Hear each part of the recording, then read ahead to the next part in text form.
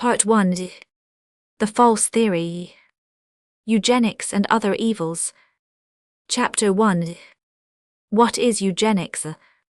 The wisest thing in the world is to cry out before you are hurt. It is no good to cry out after you are hurt, especially after you are mortally hurt. People talk about the impatience of the populace, but sound historians know that most tyrannies have been possible because men move too late. It is often essential to resist a tyranny before it exists. It is no answer to say with a distant optimism that the scheme is only in the air. A blow from a hatchet can only be parried while it is in the air. There exists today a scheme of action, a school of thought as collective and unmistakable as any of those by whose grouping alone we can make any outline of history. It is as firm a fact as the Oxford movement, or the Puritans of the Long Parliament, or the Jansenists, or the Jesuits. It is a thing that can be pointed out, it is a thing that can be discussed, and it is a thing that can still be destroyed. It is called for convenience eugenics, and that it ought to be destroyed. I propose to prove in 4 the pages that follow. I know that it means very different things to different people, but that is only because evil always takes advantage of ambiguity.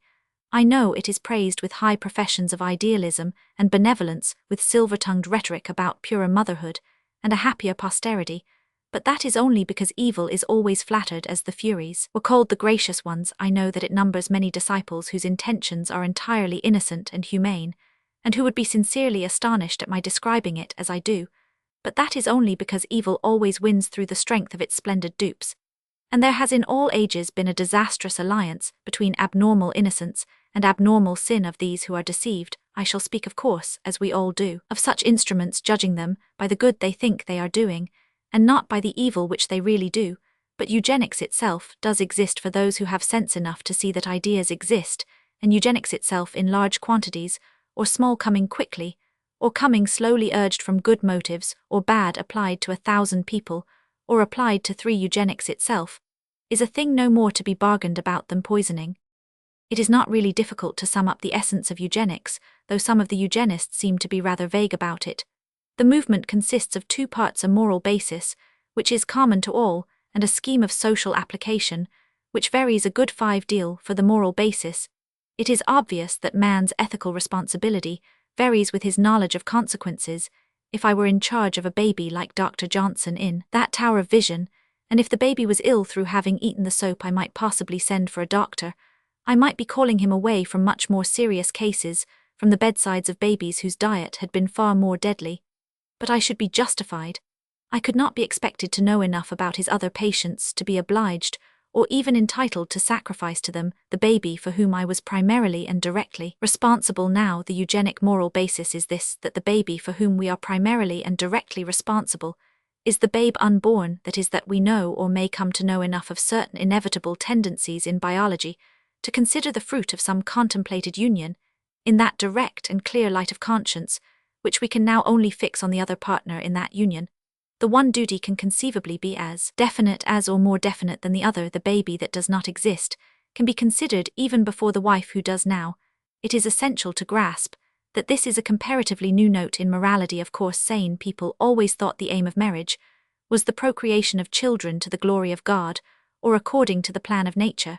But whether they counted such children as God's reward for service or nature's premium on sanity, they always left the reward to God or the premium to nature as a less definable thing, the only 6th person. And this is the point towards whom one could have precise duties. Was the partner in the process directly considering the partner's claims? Was the nearest one could get to indirectly considering the claims of posterity? If the women of the harem sang praises of the hero as the Moslem mounted his horse, it was because this was the due of a man. If the Christian knight helped his wife off her horse, it was because this was the due of a woman. Definite and detailed dues of this kind, they did not predicate of the babe unborn regarding him in that agnostic and opportunist light in which Mr. Browdy regarded the hypothetical child of Miss Squeers. Thinking these sex relations healthy, they naturally hoped they would produce healthy children, but that was all. The Moslem woman doubtless expected Allah to send beautiful sons to an obedient wife, but she would not have allowed any direct vision of such sons to alter the obedience itself. She would not have said, I will now be a disobedient wife, as the learned leech informs me that great prophets are often the children of disobedient wives. The knight doubtless hoped that the saints would help him to strong children if he did all the duties of his station, one of which might be helping his wife off her horse, but he would not have refrained from doing this, because he had read in a book that a course of falling off horses often resulted in the birth of a genius. Both Moslem and Christian would have thought such speculations not only impious 7, but utterly unpractical. I quite agree with them, but that is not the point here. The point here is that a new school believes eugenics against ethics, and it is proved by one familiar fact that the heroisms of history are actually the crimes of eugenics. The eugenists' books and articles are full of suggestions that non-eugenic unions should, and may come to be, regarded as we regard sins, that we should really feel that marrying an invalid is a kind of cruelty to children. But history is full of the praises of people who have held sacred such ties to invalids, of cases like those of Colonel Hutchinson and Sir William Temple, who remained faithful to betrothals when beauty and health had been apparently blasted. And though the illnesses of Dorothy Osborne and Mrs. Hutchinson may not fall under the eugenic speculations, I do not know it is obvious that they might have done so, and certainly it would not have made any difference to men's moral opinion of the act. I do not discuss here which morality I favor, but I insist that they are opposite the eugenist really sets up as saints the very men whom hundreds of families have called sneaks. To be consistent, they ought to put up statues to the men who deserted their loves because of bodily misfortune, with inscriptions celebrating the good eugenist who, on his fiancée falling off a bicycle, nobly refused to marry her, or to the young hero who, on hearing of an uncle with erysipelas, magnanimously broke his word. What is perfectly plain is this, that mankind have hitherto held the bond between man and woman so sacred, and the effect of it on the children so incalculable, that they have always admired the maintenance of honor more than the maintenance of safety. Doubtless, they thought that even the children might be none the worse for not being the children of cowards and shirkers. But this was not the first thought. The first commandment, briefly we may say, that while many moral systems have set restraints on sex, almost as severe as any eugenist could set, they have almost always had the character of securing the fidelity of the two sexes to each other, and leaving the rest to God to introduce an ethic which makes that fidelity or infidelity vary with some calculation about heredity. Is that rarest of all things a revolution that has not happened before?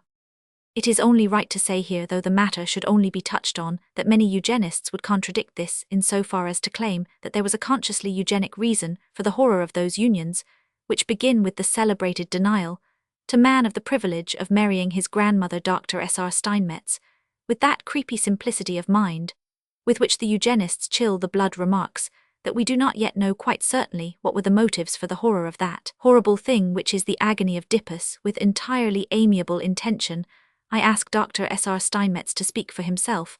I know the motives for regarding a mother or sister as separate from other women, nor have I reached them by any curious researches. I found them where I found an analogous aversion to eating a baby for breakfast. I found them in a rooted detestation in the human soul to liking a thing in one way, when you already like it in another quite incompatible way. Now it is perfectly true that this aversion may have acted eugenically, and so had a certain ultimate confirmation and basis in the laws of procreation, but there really cannot be any eugenist quite so dull as not to see that this is not a defense of eugenics, but a direct denial of eugenics. If something which has been discovered at last by the lamp of learning is something which has been acted on from the first by the light of nature, this, so far as it goes, is plainly not an argument for pestering people, but an argument for letting them alone. If men did not marry their grandmothers, when it was for all they knew a most hygienic habit, if we know now that they instinctly avoided scientific peril, that, so far as it goes, is a point in favor of letting people marry anyone they like, it is simply the statement that sexual selection, or what Christians call falling in love, is a part of man which in the rough and in the long run can be trusted, and that is the destruction of the whole of this science at a blow. The second part of the definition, the persuasive or coercive methods to be employed, I shall deal with more fully in the second part of this book, but some such summary as the following may here be useful. Far into the unfathomable past of our race, we find the assumption that the founding of a family is the personal adventure of a free man, before slavery sank slowly out of sight. Under the new climate of Christianity, it may or may not be true that slaves were in some sense bred, like cattle valued, as a promising stock for labor. If it was so, it was so in a much looser and vaguer sense than the breeding of the eugenists and such modern philosophers read into the old paganism, a fantastic pride and cruelty, which are wholly modern. It may be, however, that pagan slaves had some shadow of the blessings of the eugenists, care it is quite certain that the pagan freemen would have killed the first man that suggested it seriously for Plato, was only a Bernard Shaw, who unfortunately made his jokes in Greek among free men. The law more often, the creed most commonly of all, the custom, have laid all sorts of restrictions on sex for this reason or that, but law and creed and custom have never concentrated heavily, except upon fixing and keeping the family, when once it had been made. The act of founding the family, I repeat, was an individual adventure outside the frontiers of the state. Our first forgotten ancestors left this tradition behind them, and our own latest fathers and mothers a few years ago would have thought us lunatics to be discussing it. The shortest general definition of eugenics on its practical side is that it does, in a more or less degree, propose to control some families, at least as if they were families of pagan slaves. I 11 shall discuss later the question of the people to whom this pressure may be applied, and the much more puzzling question of what people will apply it, but it is to be applied at the very least by somebody to somebody, and that on certain calculations about breeding, which are affirmed to be demonstrable. So much for the subject itself. I say that this thing exists. I define it as closely as matters involving moral evidence can be defined. I call it eugenics. If after that anyone chooses to say that eugenics is not the Greek for this, I am content to answer that chivalrous is not the French for horsey, and that such controversial games are more horsey than chivalrous. Chapter 2. The first obstacles. Now, before I set about arguing these things, there is a cloud of skirmishers, of harmless and confused modern skeptics, who ought to be cleared off or calmed down, before we come to debate with the real doctors of the heresy. If I sum up my statement thus, eugenics, as discussed, evidently means the control of some men over the marriage and unmarriage of others, and probably means the control of the few over the marriage and unmarriage of the many. I shall first of all receive the sort of answers that float like skim on the surface of teacups, and talk, I may very roughly and rapidly divide these preliminary objectors into 5 sects, whom I will call the euphemists, the casuists, the autocrats, the precedenters, and the endeavourers. When we have answered the immediate protestation of all these good shouting short-sighted people, we can begin to do justice to those intelligences that are really behind the idea. Most eugenists are euphemists. I mean merely that short words startle them, while long words soothe them, and they are utterly incapable of translating the one into the other, however obviously they mean the same thing. Say to them, the persuasive and 13 even coercive powers of the citizen should enable him to make sure that the burden of longevity in the previous generation does not become disproportionate and intolerable, especially to the females. Say this to them, and they will sway slightly to and fro like babies sent to sleep in cradles. Say to them, murder your mother, and they sit up quite suddenly, yet the 2 sentences in cold logic are exactly the same. Say to them, it is not improbable that a period may arrive when the narrow, if once useful, distinction between the anthropoid Homo and the other animals, which has been modified on so many moral points, may be modified also even in regard to the important question of the extension of human diet. Say this to them, and beauty born of murmuring sound will pass into their face, but say to them in a simple, manly, hearty way, let's eat a man, and their surprise is quite surprising, yet the sentences say just the same thing. Now, if anyone thinks these 2 instances extravagant, I will refer to 2 actual cases from the eugenic discussions. When Sir Oliver Lodge spoke of the methods of the stud farm, many eugenists exclaimed against the crudity of the suggestion, yet long before that one of the ablest champions in the other interest had written what nonsense this education is. Who could educate a racehorse or a greyhound, which most certainly either means nothing, or the human stud farm, or again, when I spoke of people being married forcibly by the police, another distinguished 14 eugenist almost achieved high spirits in his hearty assurance that no such thing had ever come into their heads. Yet a few days after, I saw a eugenist pronouncement to the effect that the state ought to extend its powers in this area. The state can only be that corporation which men permit to employ compulsion, and this area can only be the area of sexual selection. I mean somewhat more than an idle jest when I say that the policeman will generally be found in that area, but I willingly admit that the policeman who looks after weddings will be like the policeman who looks after wedding presents. He will be in plain clothes. I do not mean that a man in blue with a helmet will drag the bride and bridegroom to the altar. I do mean that nobody that man in blue is told to arrest will even dare to come near the church. Sir Oliver did not mean that men would be tied up in stables and scrubbed down by grooms. He meant that they would undergo a less of liberty, which to men is even more infamous. He meant that the only formula important to eugenists would be by Smith out of Jones. Such a formula is one of the shortest in the world, and is certainly the shortest way with the euphemists. The next sect of superficial objectors is even more irritating. I have called them for immediate purposes. The casuists suppose I say I dislike this spread of cannibalism in the West End restaurant. Somebody is sure to say, well, after all, Queen Elena, when she sucked blood from her husband's 15 arm, was a cannibal. What is one to say to such people? One can only say, confine yourself to sucking poisoned blood from people's arms, and I permit you to call yourself by the glorious title of cannibal. In this sense, people say of eugenics, after all, whenever we discourage a schoolboy from marrying a mad negress with a humpback, we are really eugenists. Again, one can only answer, confine yourselves strictly to such schoolboys as are naturally attracted to humpbacked negresses, and you may exult in the title of eugenist all the more proudly, because that distinction will be rare. But surely anyone's common sense must tell him that if eugenics dealt only with such extravagant cases, it would be called common sense and not eugenics. The human race has excluded such absurdities for unknown ages, and has never yet called it eugenics. You may call it flogging when you hit a choking gentleman on the back.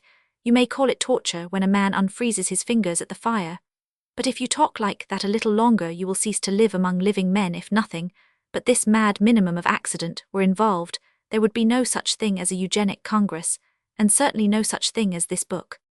I had thought of calling the next sort of superficial people the idealists, but I think this implies a humility towards impersonal good they hardly show, so I call them the autocrats. They are those who give us generally to understand that every modern 16 reform will work all right, because they will be there to see where they will be, and for how long they do not explain very clearly. I do not mind their looking forward to numberless lives in succession, for that is the shadow of a human or divine hope, but even a theosophist does not expect to be a vast number of people at once, and these people most certainly propose to be responsible for a whole movement after it has left their hands. Each man promises to be about 1,000 policemen. If you ask them how this or that will work, they will answer, oh, I would certainly insist on this, or I would never go so far as that, as if they could return to this earth and do what no ghost has ever done quite successfully, force men to forsake their sins. Of these it is enough to say that they do not understand the nature of a law any more than the nature of a dog. If you let loose a law, it will do as a dog does. It will obey its own nature, not yours. Such sense as you have put into the law or the dog will be fulfilled, but you will not be able to fulfill a fragment of anything you have forgotten to put into it. Along with such idealists should go the strange people who seem to think that you can consecrate and purify any campaign forever by repeating the names of the abstract virtues that its better advocates had in mind. These people will say, so far from aiming at slavery, the eugenists are seeking true liberty from disease and degeneracy, etc. Or they will say, we can assure Mr. Chesterton 17 that the eugenists have no intention of segregating the harmless. Justice and mercy are the very motto of etc. To this kind of thing, perhaps the shortest answer is this: many of those who speak thus are agnostic or generally unsympathetic to official religion. Suppose one of them said the Church of England is full of hypocrisy. What would he think of me if I answered, I assure you that hypocrisy is condemned by every form of Christianity, and is particularly repudiated in the prayer book? Suppose he said that the Church of Rome had been guilty of great cruelties. What would he think of me if I answered, the Church is expressly bound to meekness and charity, and therefore cannot be cruel? This kind of people need not detain us long. Then there are others whom I may call the precedenters, who flourish particularly in Parliament. They are best represented by the solemn official who said the other day that he could not understand the clamour against the feeble-minded bill, as it only extended the principles of the old lunacy laws, to which again one can only answer, quite so. It only extends the principles of the lunacy laws to persons without a trace of lunacy. This lucid politician finds an old law, let us say, about keeping lepers in quarantine. He simply alters the word lepers to long-nosed people, and says blandly that the principle is the same. Perhaps the weakest of all are those helpless persons whom I have called the endeavourers. The prize 18 specimen of them was another Roman 1000p, who defended the same bill as an honest attempt to deal with a great evil, as if one had a right to dragoon and enslave one's fellow citizens, as a kind of chemical experiment, in a state of reverent agnosticism about what would come of it, but with this fatuous notion that one can deliberately establish the Inquisition or the Terror, and then faintly trust the larger hope I shall have to deal more seriously in a subsequent chapter. It is enough to say here that the best thing the honest endeavourer could do would be to make an honest attempt to know what he is doing, and not to do anything else, until he has found out. Lastly, There is a class of controversialists so hopeless and futile that I have really failed to find a name for them, but whenever anyone attempts to argue rationally for or against any existent and recognizable thing, such as the eugenic class of legislation, there are always people who begin to chop hay about socialism and individualism, and say you object to all state interference, I am in favor of state interference, you are an individualist, I on the other hand, etc., to which I can only answer with heartbroken patience that I am not an individualist, but a poor fallen but baptized journalist, who is trying to write a book about eugenists, several of whom he has met, whereas he never met an individualist, and is by no means certain he would recognize him, if he Roman 999. In short, I do not deny, but strongly affirm the right of the state to interfere to cure a great evil. 19. I say that in this case it would interfere to create a great evil, and I am not going to be turned from the discussion of that direct issue to bottomless botherations about socialism and individualism, or the relative advantages of always turning to the right, and always turning to the left. And for the rest, there is undoubtedly an enormous mass of sensible, rather thoughtless people whose rooted sentiment it is that any deep change in our society must be in some way infinitely distant. They cannot believe that men in hats and coats like themselves can be preparing a revolution. All their Victorian philosophy has taught them that such transformations are always slow. Therefore, when I speak of eugenic legislation or the coming of the eugenic state, they think of it as something like the time machine, or looking backward, a thing that, good or bad, will have to fit itself to their great-great-great-grandchild, who may be very different and may like it, and who in any case is rather a distant relative to all this. I have to begin with a very short and simple answer. The eugenic state has begun. The first of the eugenic laws has already been adopted by the government of this country, and passed with the applause of both parties through the dominant House of Parliament. This first eugenic law clears the ground, and may be said to proclaim negative eugenics, but it cannot be defended, and nobody has attempted to defend it, except on the eugenic theory. I will call it the feeble-minded bill, both for brevity and 20, because the description is strictly accurate. It is quite simply and literally a bill for incarcerating as madmen those whom no doctor will consent to call mad.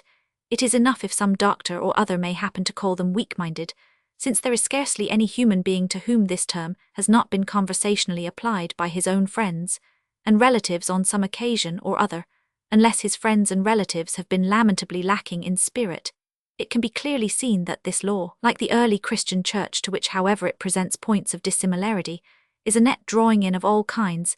It must not be supposed that we have a stricter definition incorporated in the bill. Indeed, the first definition of feeble-minded in the bill was much looser and vaguer than the phrase feeble-minded itself. It is a piece of yawning idiocy about persons who, though capable of earning their living under favourable circumstances, as if anyone could earn his living if circumstances were directly unfavourable to his doing, so are nevertheless incapable of managing their affairs with proper prudence, which is exactly what all the world and his wife are saying about their neighbours all over this planet, but as an incapacity for any kind of thought, is now regarded as statesmanship. There is nothing so very novel about such slovenly drafting. What is novel, and what is vital, is this, that the defence of this crazy Coercion Act is a eugenic defence. It is not only openly said, it is eagerly urged that the aim of the measure is to prevent any 21 person, whom these propagandists do not happen to think intelligent, from having any wife or children. Every tramp who is sulky, every labourer who is shy, every rustic who is eccentric, can quite easily be brought under such conditions as were designed for homicidal maniacs. That is the situation, and that is the point. England has forgotten the feudal state. It is in the last anarchy of the industrial state. There is much in Mr. Belloc's theory that it is approaching the servile state. It cannot at present get at the distributive state. It has almost certainly missed the socialist state. But we are already under the eugenist state, and nothing remains to us but rebellion. Chapter 3. The Anarchy from Above. A silent anarchy is eating out our society. I must pause upon the expression, because the true nature of anarchy is mostly misapprehended.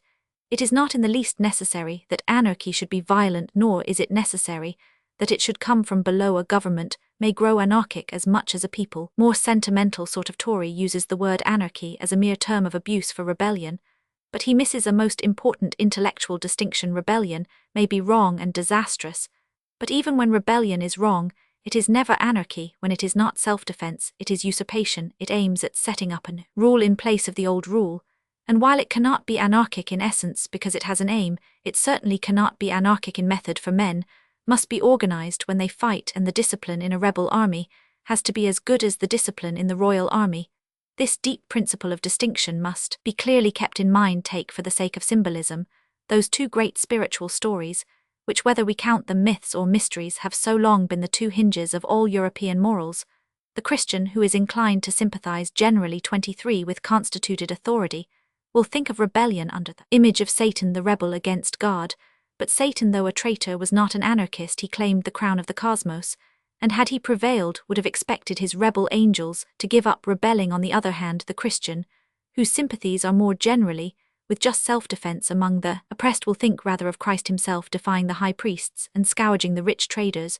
But whether or no Christ was, as some say, a socialist, he most certainly was not an anarchist. Christ, like Satan, claimed the throne. He set up a new authority against an old authority, but he set it up with positive commandments and a comprehensible scheme. In this light, all medieval people, indeed all people, until a little while ago would have judged questions involving revolt. John Ball would have offered to pull down the government because it was a bad government, not because it was a government. Richard Roman II would have blamed Bolingbroke not as a disturber of the peace, but as a usurper. Anarchy, then, in the useful sense of the word, is a thing utterly distinct from any rebellion, right or wrong. It is not necessarily angry, it is not, in its first stages at least, even necessarily painful, and as I said before, it is often entirely silent. Anarchy is that condition of mind or methods in which you cannot stop yourself. It is the loss of that self-control which can return to the normal. It is not anarchy, because men are permitted to begin uproar. 24 Extravagance, experiment, peril. It is anarchy when people cannot end these things. It is not anarchy in the home if the whole family sits up all night on New Year's Eve. It is anarchy in the home if members of the family sit up later and later for months afterwards. It was not anarchy in the Roman villa when during the Saturnalia the slaves turned masters or the masters slaves. It was from the slave owner's point of view anarchy if after the Saturnalia the slaves continued to behave in a Saturnalian manner. But it is historically evident that they did not. It is not anarchy to have a picnic, but it is anarchy to lose all memory of mealtimes. It would, I think, be anarchy if, as is the disgusting suggestion of some, we all took what we liked off the sideboard. That is the way swine would eat if swine had sideboards. They have no immovable feasts, they are uncommonly progressive. Are swine? It is this inability to return within rational limits after a legitimate extravagance that is the really dangerous disorder. The modern world is like Niagara. It is magnificent, but it is not strong. It is as weak as water. Like Niagara, the objection to a cataract is not that it is deafening or dangerous or even destructive. It is that it cannot stop. Now it is plain that this sort of chaos can possess the powers that rule a society as easily as the society so ruled. And in modern England, it is the powers that rule who are chiefly possessed by it, who are truly possessed by devils. The phrase, in its sound old psychological sense, is not too strong. 25 The state has suddenly and quietly gone mad. It is talking nonsense, and it can't stop. Now it is perfectly plain that government ought to have, and must have, the same sort of right to use exceptional methods, occasionally, that the private householder has to have a picnic, or to sit up all night on New Year's Eve. The state, like the householder, is sane if it can treat such exceptions as exceptions. Such desperate remedies may not even be right, but such remedies are endurable as long as they are admittedly desperate. Such cases, of course, are the communism of food in a besieged city, the official disavowal of an arrested spy, the subjection of a patch of civil life to martial law, the cutting of communication in a plague, or that deepest degradation of the Commonwealth, the use of national soldiers not against foreign soldiers, but against their own brethren, in revolt of these exceptions. Some are right and some wrong, but all are right in so far as they are taken as exceptions. The modern world is insane not so much because it admits the abnormal, as because it cannot recover the normal. We see this in the vague extension of punishments like imprisonment. Often the very reformers who admit that prison is bad for people propose to reform them by a little more of it. We see it in panic legislation like that after the white slave scare, when the torture of flogging was revived for all sorts of ill-defined and vague and variegated types of men. Our fathers were never so mad. Even when they were 26 torturers, they stretched the man out on the rack. They did not stretch the rack out as we are doing when men went witch-burning. They may have seen witches everywhere because their minds were fixed on witchcraft, but they did not see things to burn everywhere because their minds were unfixed. while tying some very unpopular witch to the stake with the firm conviction that she was a spiritual tyranny and pestilence, they did not say to each other a little burning, "Is what my Aunt Susan wants to cure her of backbiting, or some of these faggots, would do your cousin James good, and teach him to play with poor girls' affections." Now the name of all this is anarchy. It not only does not know what it wants, but it does not even know what it hates. It multiplies excessively in the more American sort of English newspapers. When this new sort of New Englander burns a witch, the whole prairie catches fire. These people have not the decision and detachment of the doctrinal ages.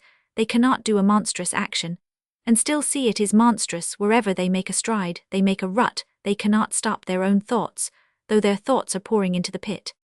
A final instance, which can be sketched much more briefly, can be found in this general fact that the definition of almost every crime has become more and more indefinite, and spreads like a flattening and thinning cloud over larger and larger landscapes. Cruelty to children, one would have thought, was a 27 thing, about as unmistakable, unusual, and appalling as parricide in its application.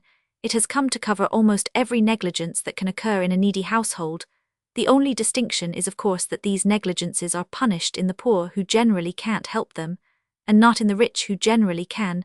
But that is not the point I am arguing just now. The point here is that a crime we all instinctively connect with Herod on the bloody night of innocence has come precious near being attributable to Mary and Joseph when they lost their child in the temple, in the light of a fairly recent case. The confessedly kind mother who was lately jailed because her confessedly healthy children had no water to wash in. No one, I think, will call this an illegitimate literary exaggeration. Now this is exactly as if all the horror and heavy punishment attached in the simplest tribes to parricide could now be used against any son who had done any act that could colorably be supposed to have worried his father, and so affected his health. Few of us would be safe. Another case out of hundreds is the loose extension of the idea of libel. Libel cases bear no more trace of the old, and just anger against the man who bore false witness against his neighbor, than cruelty cases do of the old, and just horror of the parents that hated their own flesh. A libel case has become one of the sports of the less athletic, richer variation on baccarat, a game of chance. A music-hall actress got damages for a song that was called vulgar 28, which is as if I could fine or imprison my neighbor for calling my handwriting rococo.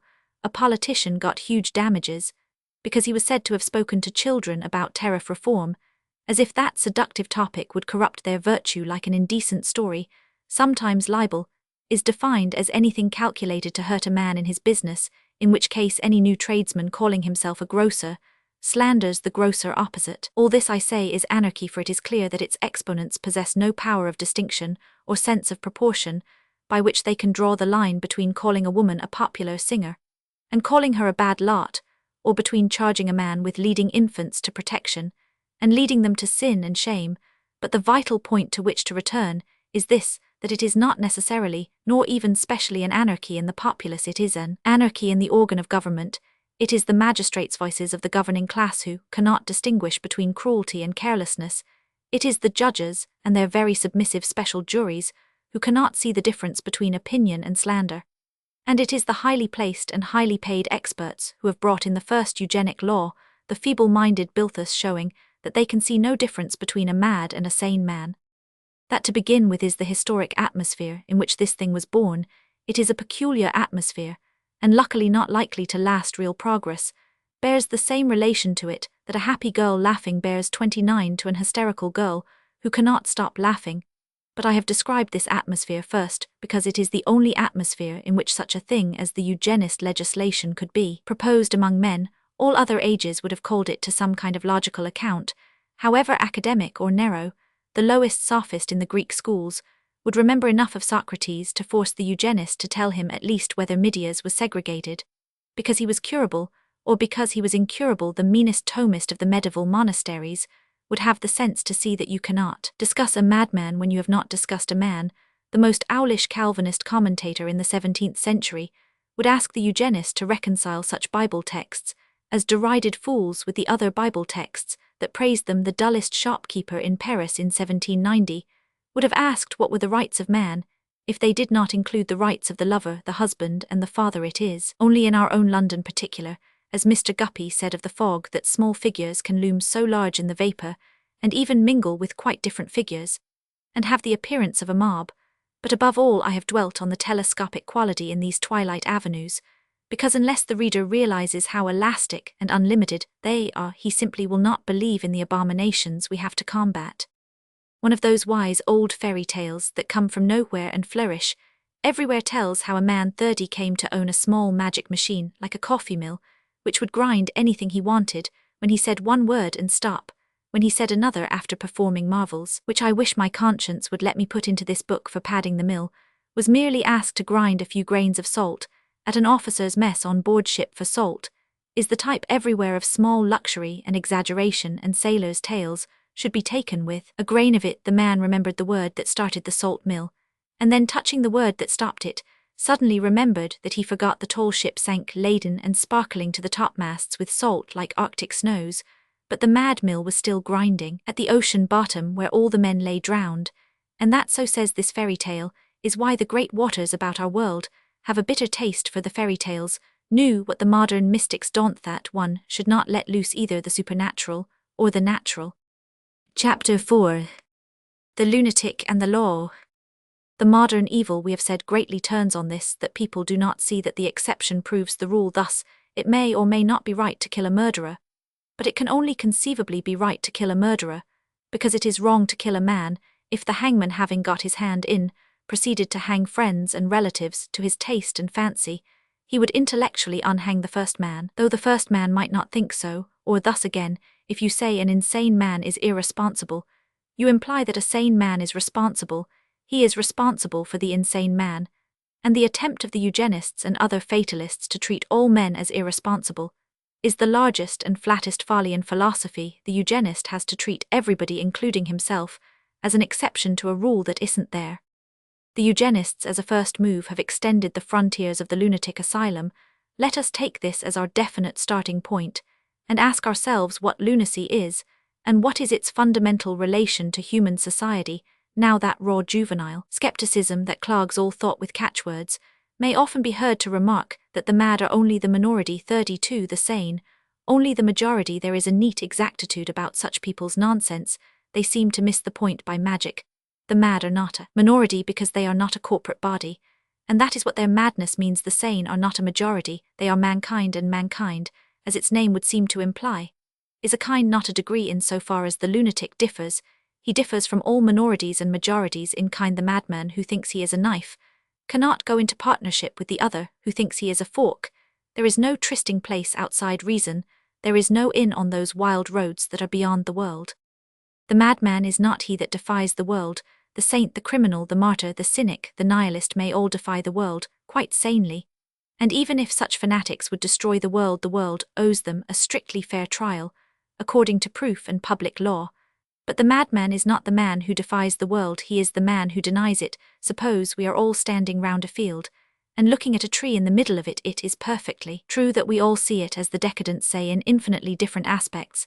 That is not the point. The point is that we all say it is a tree. Suppose, if you will, that we are all poets, which seems improbable, so that each of us could turn his aspect into a vivid image, distinct from a tree. Suppose one says it looks like a green cloud, and another like a green fountain, and a third like a green dragon, and the fourth like a green cheese. The 33 fact remains that they all say it looks like these things. It is a tree. Nor are any of the poets in the least mad, because of any opinions they may form, however frenzied, about the functions or future of the tree.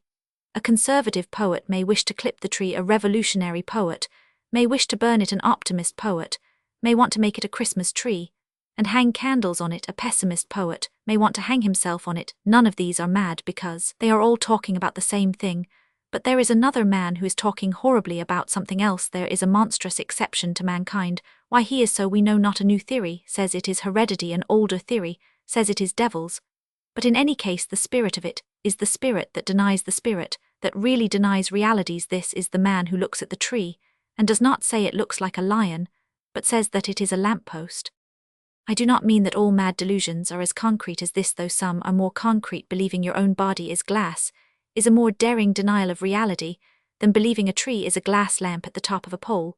But all true delusions have in them this unalterable assertion that what is not is the difference between us, and the maniac is not about how things look or how things ought to look, but about what they self-evidently are. The lunatic does not say that he ought to be King Perkin Warbeck, might say that he says he is king. The lunatic does not say he is as wise as Shakespeare. Bernard Shaw might 34 say that the lunatic says he is Shakespeare. The lunatic does not say he is divine in the same sense as Christ. Mr. R.J. Campbell would say that the lunatic says he is Christ in all cases.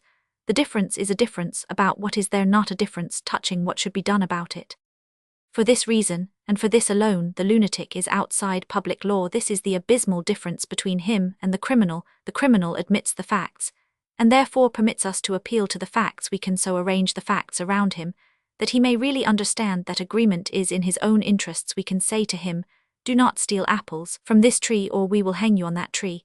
But if the man really thinks one tree is a lamppost, and the other tree a Trafalgar Square fountain, we simply cannot treat with him at all. It is obviously useless to say, do not steal apples from this lamppost, or I will hang you on that fountain.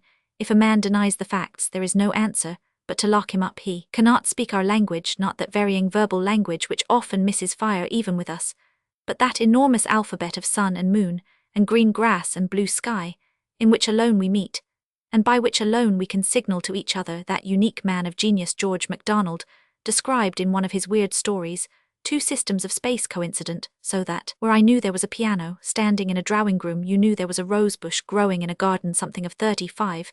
This sort is in small or great affairs the matter with the madman. He cannot have a vote, because he is the citizen of another country. He is a foreigner, nay, he is an invader, and an enemy, for the city he lives in has been superimposed on ours. Now these two things are primarily to be noted in his case. First, that we can only condemn him to a general doom, because we only know his general nature. All criminals who do particular things for particular reasons, things and reasons which, however criminal, are always comprehensible, have been more and more tried for such separate actions under separate and suitable laws ever since Europe began to become a civilization, and until the rare and recent reincursions of barbarism in such things as the indeterminate sentence. Of that I shall speak later. It is enough for this argument to point out the plain facts. It is the plain fact that every savage, every sultan, every outlawed baron, every brigand chief has always used this instrument of the indeterminate sentence, which has been recently offered us as something highly scientific and humane. All these people, in short, being barbarians, have always kept their captives captive, until they, the barbarians, chose to think the captives were in a fit frame of mind to come out. It is also the plain fact that all that has been called civilization, or progress, justice, or liberty, for nearly 3,000 years, has had the general direction of treating even the captive as a free man, in so far as some clear case of some defined crime had 36 to be shown against him. All law has meant allowing the criminal within some limits or other to argue with the law, as Job was allowed, or rather challenged to argue with God. But the criminal is among civilized men tried by one law for one crime, for a perfectly simple reason, that the motive of the crime, like the meaning of the law, is conceivable to the common intelligence. A man is punished specially as a burglar, and not generally as a bad man, because a man may be a burglar, and in many other respects not be a bad man. The act of burglary is punishable because it is intelligible, but when acts are unintelligible, we can only refer them to a general untrustworthiness and guard against them by a general restraint. If a man breaks into a house to get a piece of bread, we can appeal to his reason in various ways. We can hang him for housebreaking, or again, as has occurred to some daring thinkers, we can give him a piece of bread.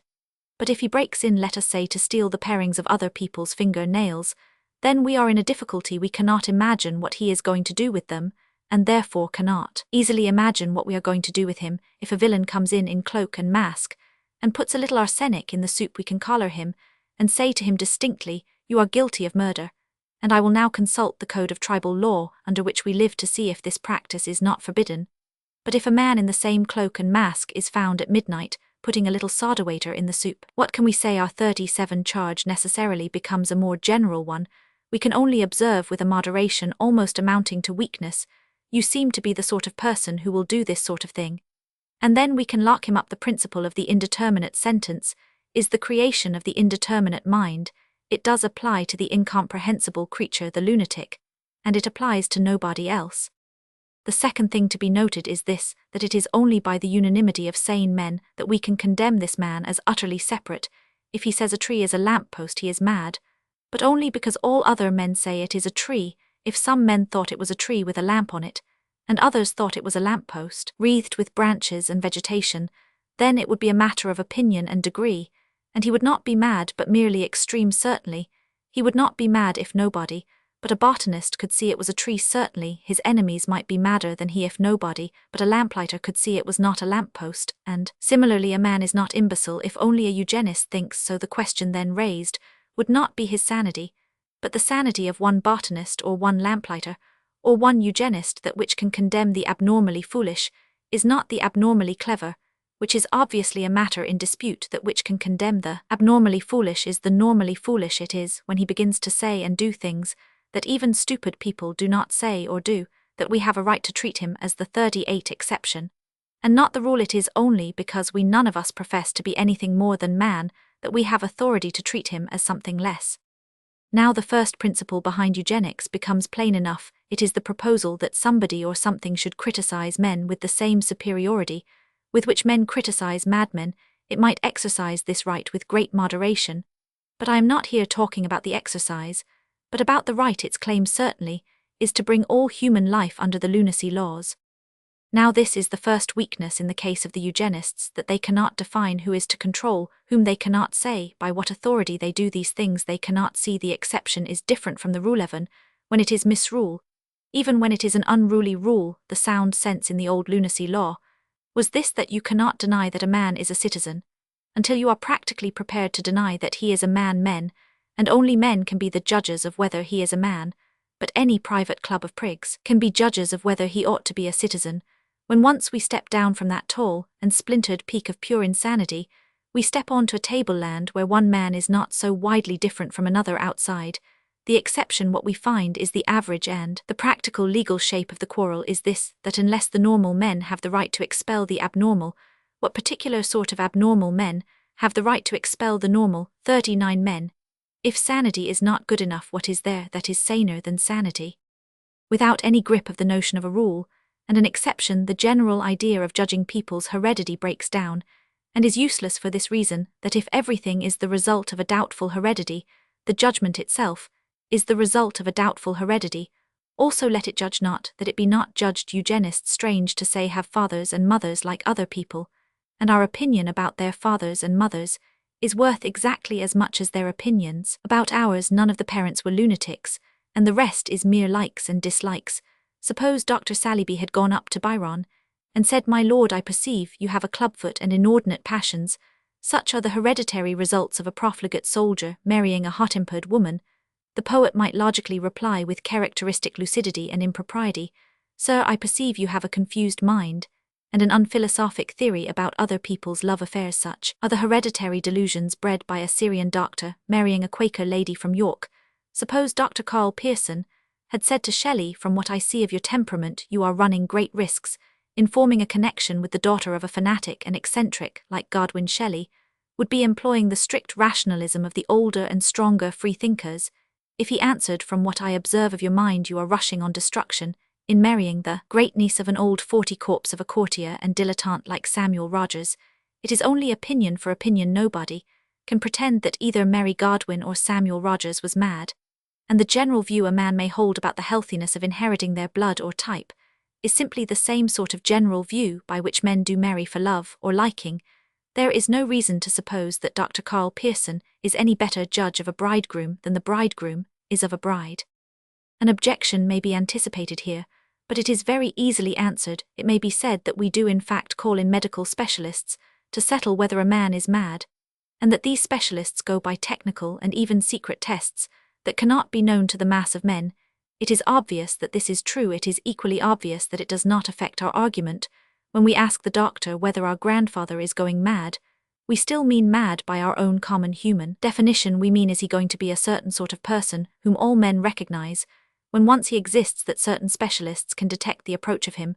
Before he exists does not alter the fact that it is of the practical and popular madman that we are talking, and of him alone. The doctor merely sees a certain fact potentially in the future, while we with less information can only see it in the present. But his fact is our fact and everybody's fact, or we should not bother about it at all. Here is no question of the doctor bringing an entirely new sort of person under coercion. As in the 41 feeble-minded bill, the doctor can say tobacco is death to you, because the dislike of death can be taken for granted, being a highly democratic institution, And it is the same with the dislike of the indubitable exception called madness. The doctor can say Jones has that twitch in the nerves, and he may burn down the house, but it is not the medical detail we fear, but the moral upshot. We should say let him twitch as long as he doesn't burn down the house. The doctor may say he has that look in the eyes, and he may take the hatchet and brain you all, but we do not object to the look in the eyes. As such we object to consequences, which once come we should all call insane. If there were no doctors in the world, we should say let him look how he likes as long as he does not look for the hatchet. Now that specialists are valuable for this particular and practical purpose, of predicting the approach of enormous and admitted human calamities, nobody but a fool would deny, but that does not bring us 1 inch nearer to allowing them the right to define what is a calamity, or to call things calamities, which common sense does not call calamities. We call in the doctor to save us from death, and death being admittedly an evil, he has the right to administer the queerest and most recondite pill which he may think is a cure for all such menaces of death. He has not the right to administer death as the cure for all human ills. And as he has no moral authority to enforce a new conception of happiness, so he has no 42 moral authority to enforce a new conception of sanity. He may know I am going mad, for madness is an isolated thing like leprosy, and I know nothing about leprosy, but if he merely thinks my mind is weak, I may happen to think the same of his. I often. In short, unless pilots are to be permitted to ram ships onto the rocks, and then say that heaven is the only true harbour, unless judges are to be allowed to let murderers loose and explain afterwards that the murder had done good on the whole, unless soldiers are to be allowed to lose battles, and then point out that true glory is to be found in the valley of humiliation, unless cashiers are to rob a bank in order to give it an advertisement, or dentists to torture people to give them a contrast to their comforts, unless we are prepared to let loose all these private fancies against the public and accepted meaning of life, or safety, or prosperity, or pleasure, then it is as plain as Punch's nose that no scientific man must be allowed to meddle with the public definition of madness. We call him in to tell us where it is, or when it is. We could not do so if we had not ourselves settled what it is. As I wish to confine myself in this chapter to the primary point of the plain existence of sanity and insanity, I will not be led along any of the attractive paths that open here. I shall endeavour to deal with them in the next chapter. Here I confine myself to a sort of summary.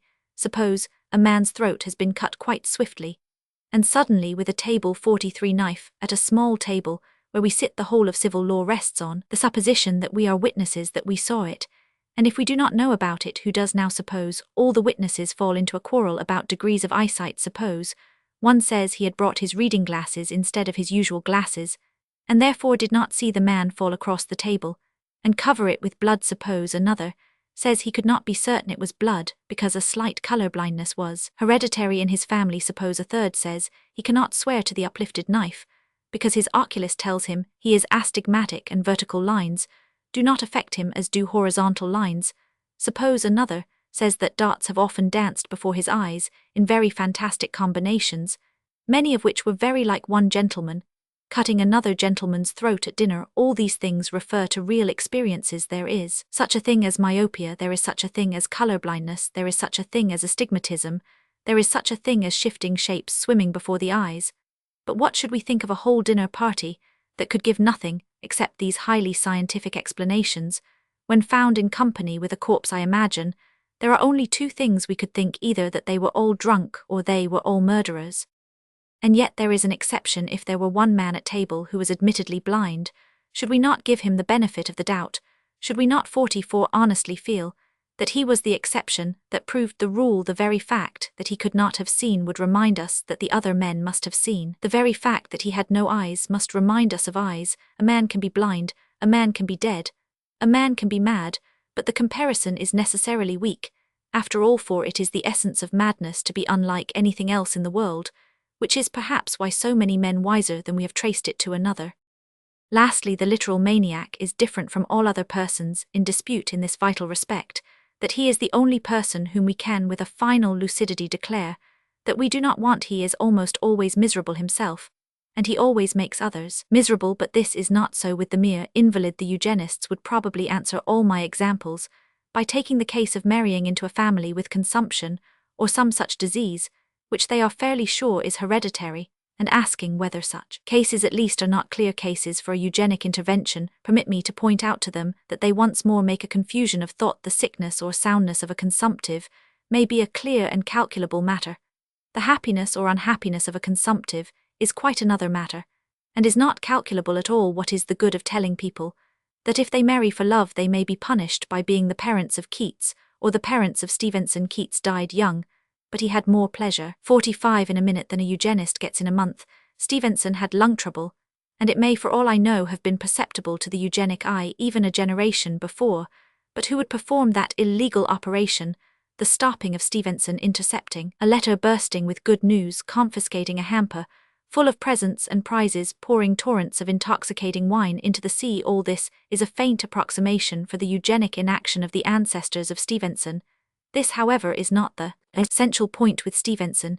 It is not merely a case of the pleasure we get, but of the pleasure he got. If he had died without writing a line, he would have had more red-hot joy than is given to most men. Shall I say of him, to whom I owe so much, let the day perish wherein he was born? Shall I pray that the stars of the twilight thereof be dark, and it be not numbered among the days of the year, because it shut not up the doors of his mother's womb? I respectfully decline. Like Job, I will put my hand upon my mouth. Chapter 5. The Flying Authority. It happened one day that an atheist and a man were standing together on a doorstep, and the atheist said, "It is raining," to which the man replied, "What is raining?"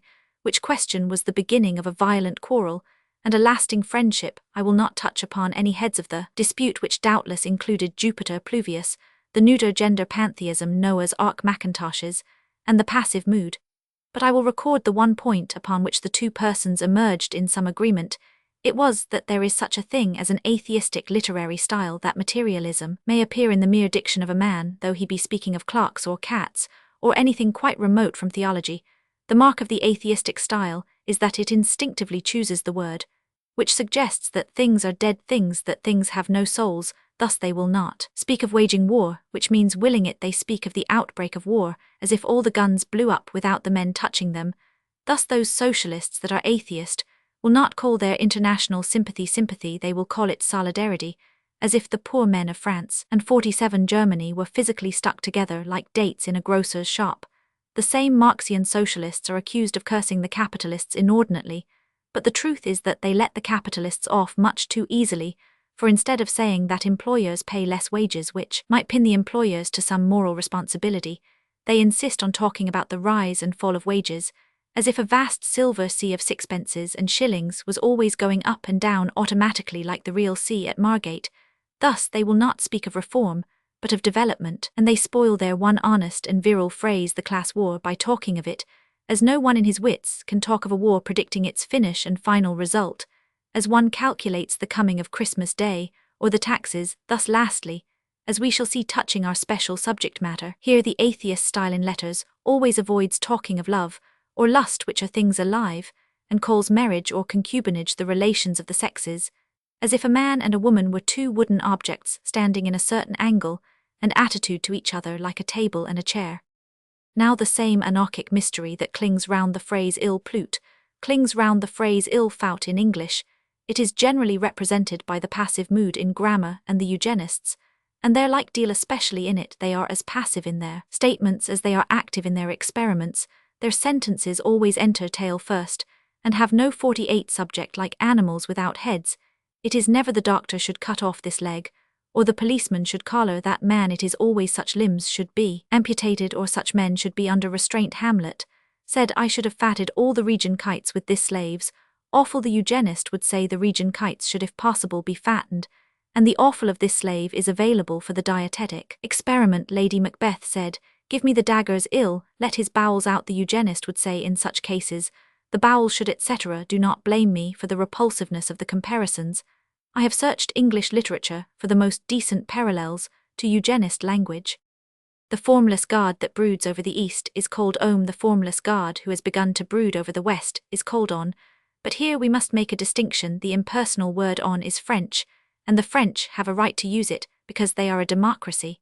And when a Frenchman says one, he does not mean himself, but the normal citizen. He does not mean merely one, but one and all. On ne que sa parole does not mean noblesse oblige, or I am the Duke of Billingsgate, and must keep my word. It means one has a sense of honor as one has a backbone. Every man, rich or poor, should feel honorable, and this, whether possible or no, is the purest ambition of the Republic.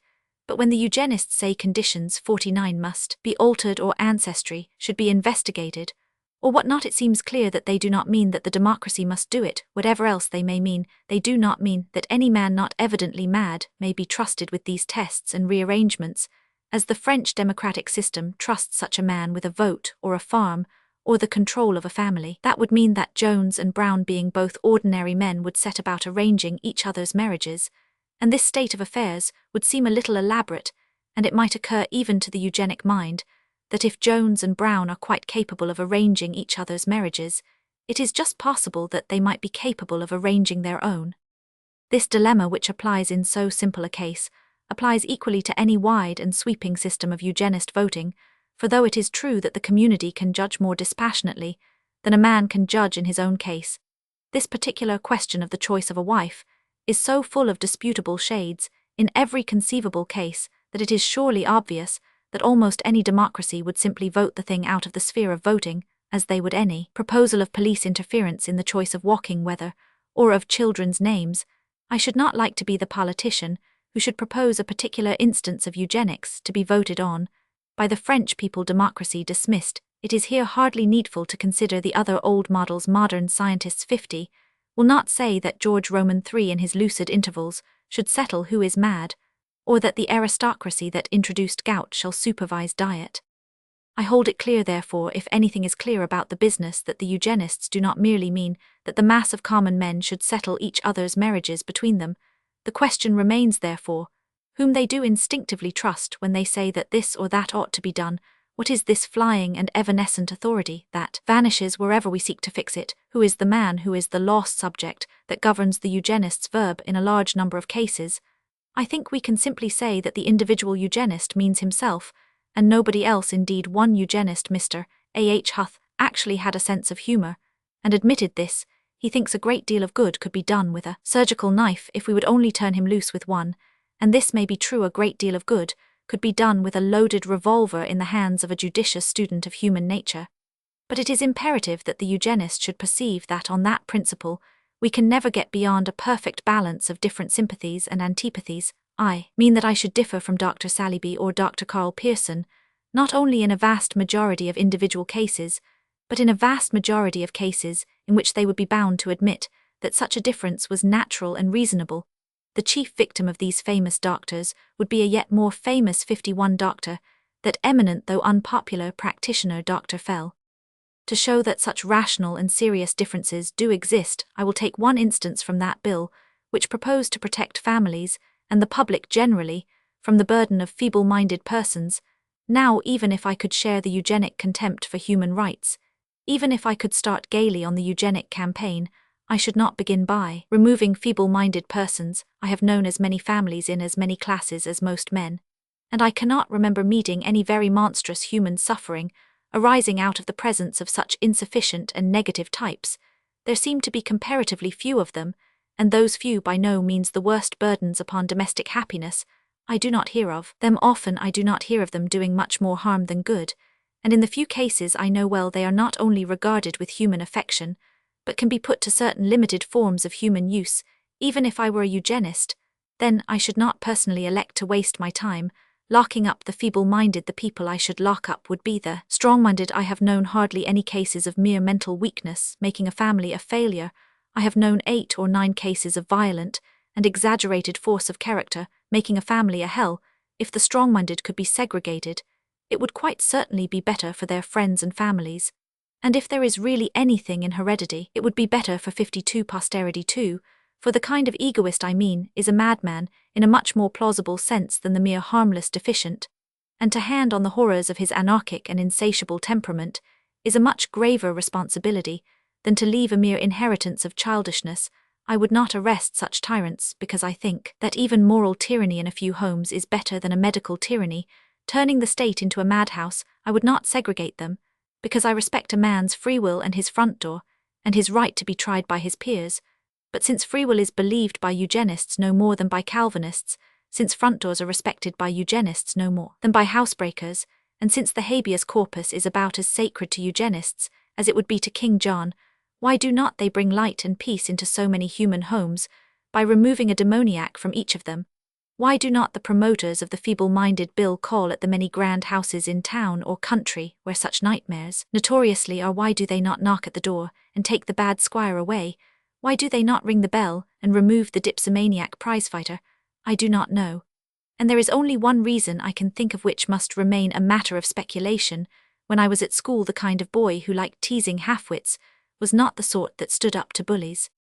That, however it may be, does not concern my argument. I mention the case of the strong-minded variety of the monstrous, merely to give 1 out of 53, the 100 cases of the instant divergence of individual opinions.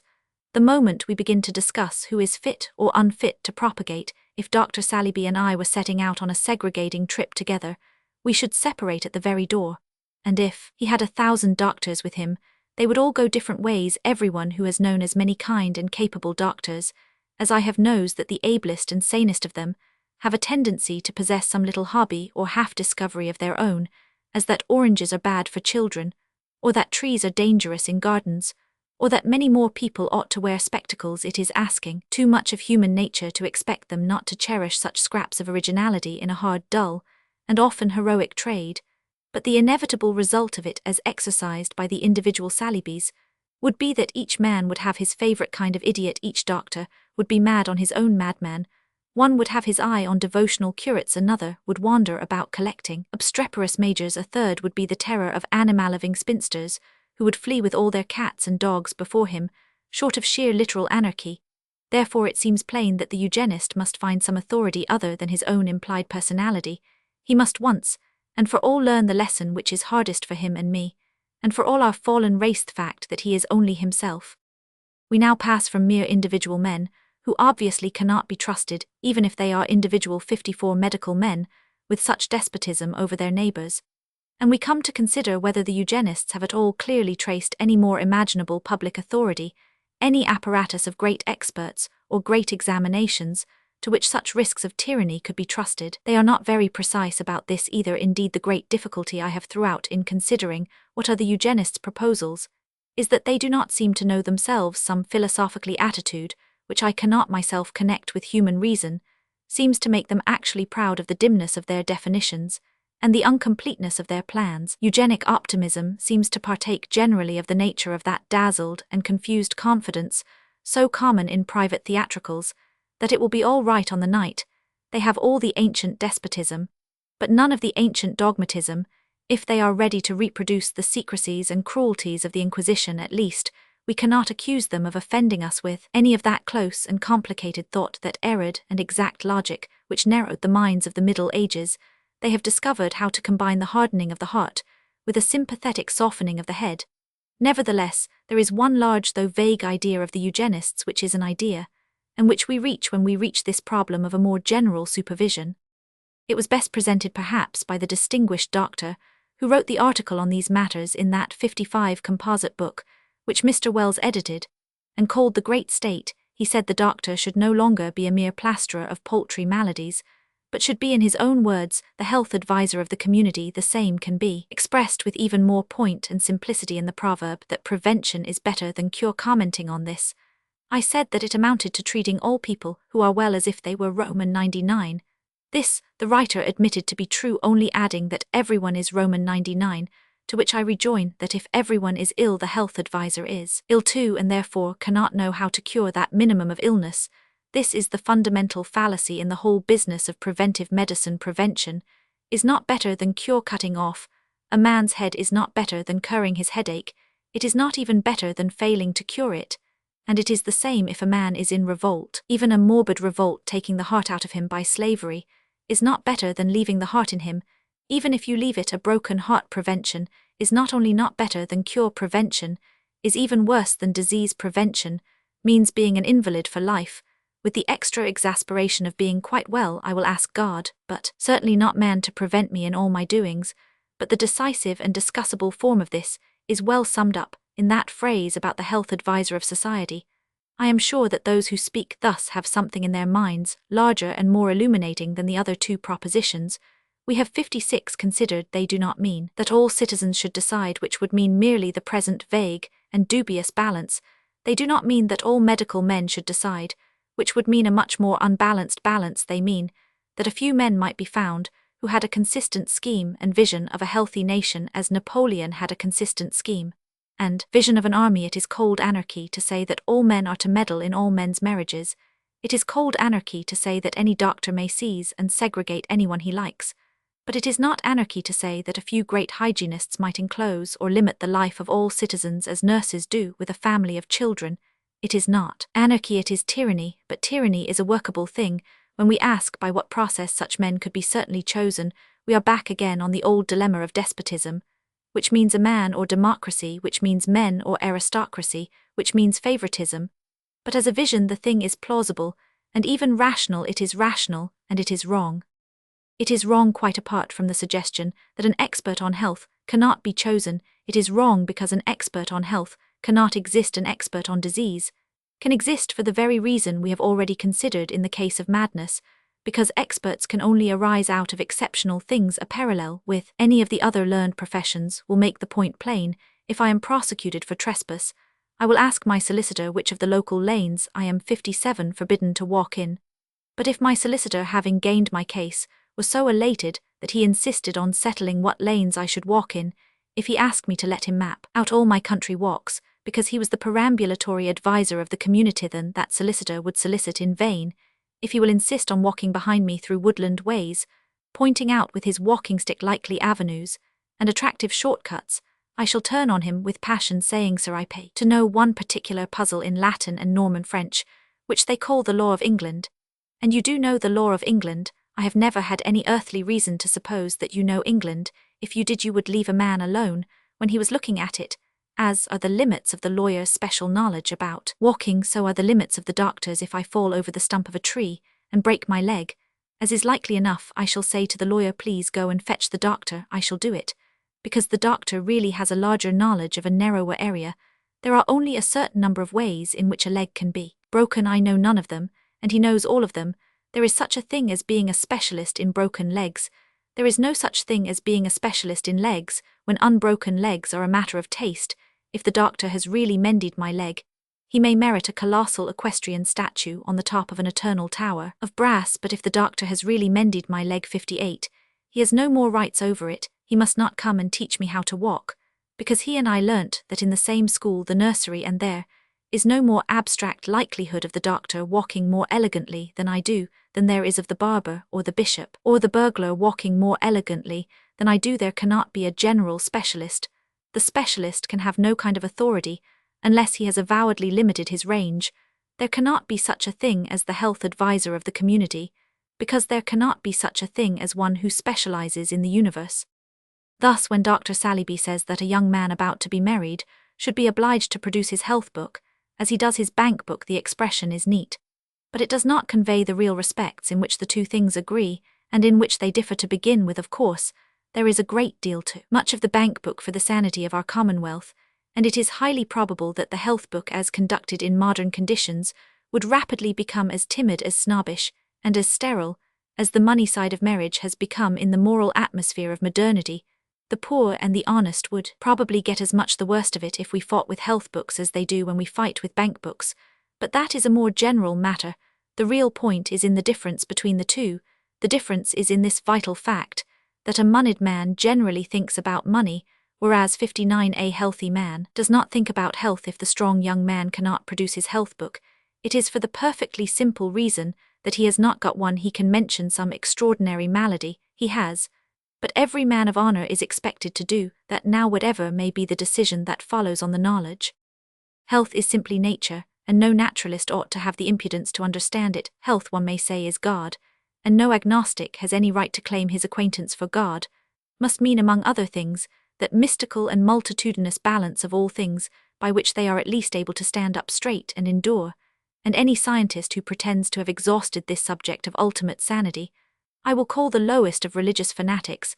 I will allow him to understand the madman, for the madman is an exception, but if he says he understands the sane man, then he says he has the secret of the Creator, for whenever you and I feel fully sane, we are quite incapable of naming the elements that make up that mysterious simplicity. We can no more analyze such peace in the soul than we can conceive in our heads the whole enormous and dizzy equilibrium, by which out of suns roaring like infernos and heavens toppling like precipices, he has hanged the world upon nothing. We conclude therefore that unless eugenic activity be restricted to monstrous things like mania, there is no constituted or constitutable authority that 60 can really overrule men in a matter in which they are so largely on a level, in the matter of fundamental human rights. Nothing can be above man, except God. An institution claiming to come from God might have such authority, but this is the last claim the eugenists are likely to make. One caste or one profession seeking to rule men in such matters is like a man's right eye claiming to rule him, or his left leg to run away with him. It is madness. We now pass on to consider whether there is really anything in the way of eugenics to be done with such cheerfulness as we may possess after discovering that there is nobody to do it. Chapter 6. The Unanswered Challenge. Dr. Saliby did me the honor of referring to me in one of his addresses on this subject, and said that even I cannot produce any but a feeble-minded child from a feeble-minded ancestry, to which I reply first of all that he cannot produce a feeble-minded child. The whole point of our contention is that this phrase conveys nothing fixed and outside opinion. There is such a thing as mania, which has always been segregated. There is such a thing as idiocy, which has always been segregated, but feeble-mindedness is a new phrase under which you might segregate anybody.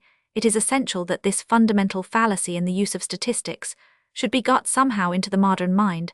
Such people must be made to see the point, which is surely plain enough, that it is useless to have exact figures if they are exact figures about an inexact phrase. If I say there are 5 fools in Acton, it is surely quite clear that though no mathematician can make 5 the same as 4 or 6, that will not stop you or anyone else from finding a few more fools in Acton. Now weak-mindedness, like folly, is a term divided from madness in this vital manner that, in one sense 62, it applies to all men, in another to most men, in another to very many men. And so on. It is as if Dr. Saliby were to say vanity, I find, is undoubtedly hereditary. Here is Mrs. Jones, who was very sensitive about her sonnets being criticized, and I found her little daughter in a new frock looking in the glass. The experiment is conclusive. The demonstration is complete. There in the first generation is the artistic temperament, that is vanity, and there in the second generation is dress, and that is vanity. We should answer, my friend, all is vanity, vanity and vexation of spirit, specially when one has to listen to logic of your favorite kind. Obviously all human beings must value themselves, and obviously there is in all such valuation an element of weakness, since it is not the valuation of eternal justice. What is the use of your finding by experiment in some people a thing we know by reason must be in all of them? Here it will be as well to pause a moment and avert one possible misunderstanding.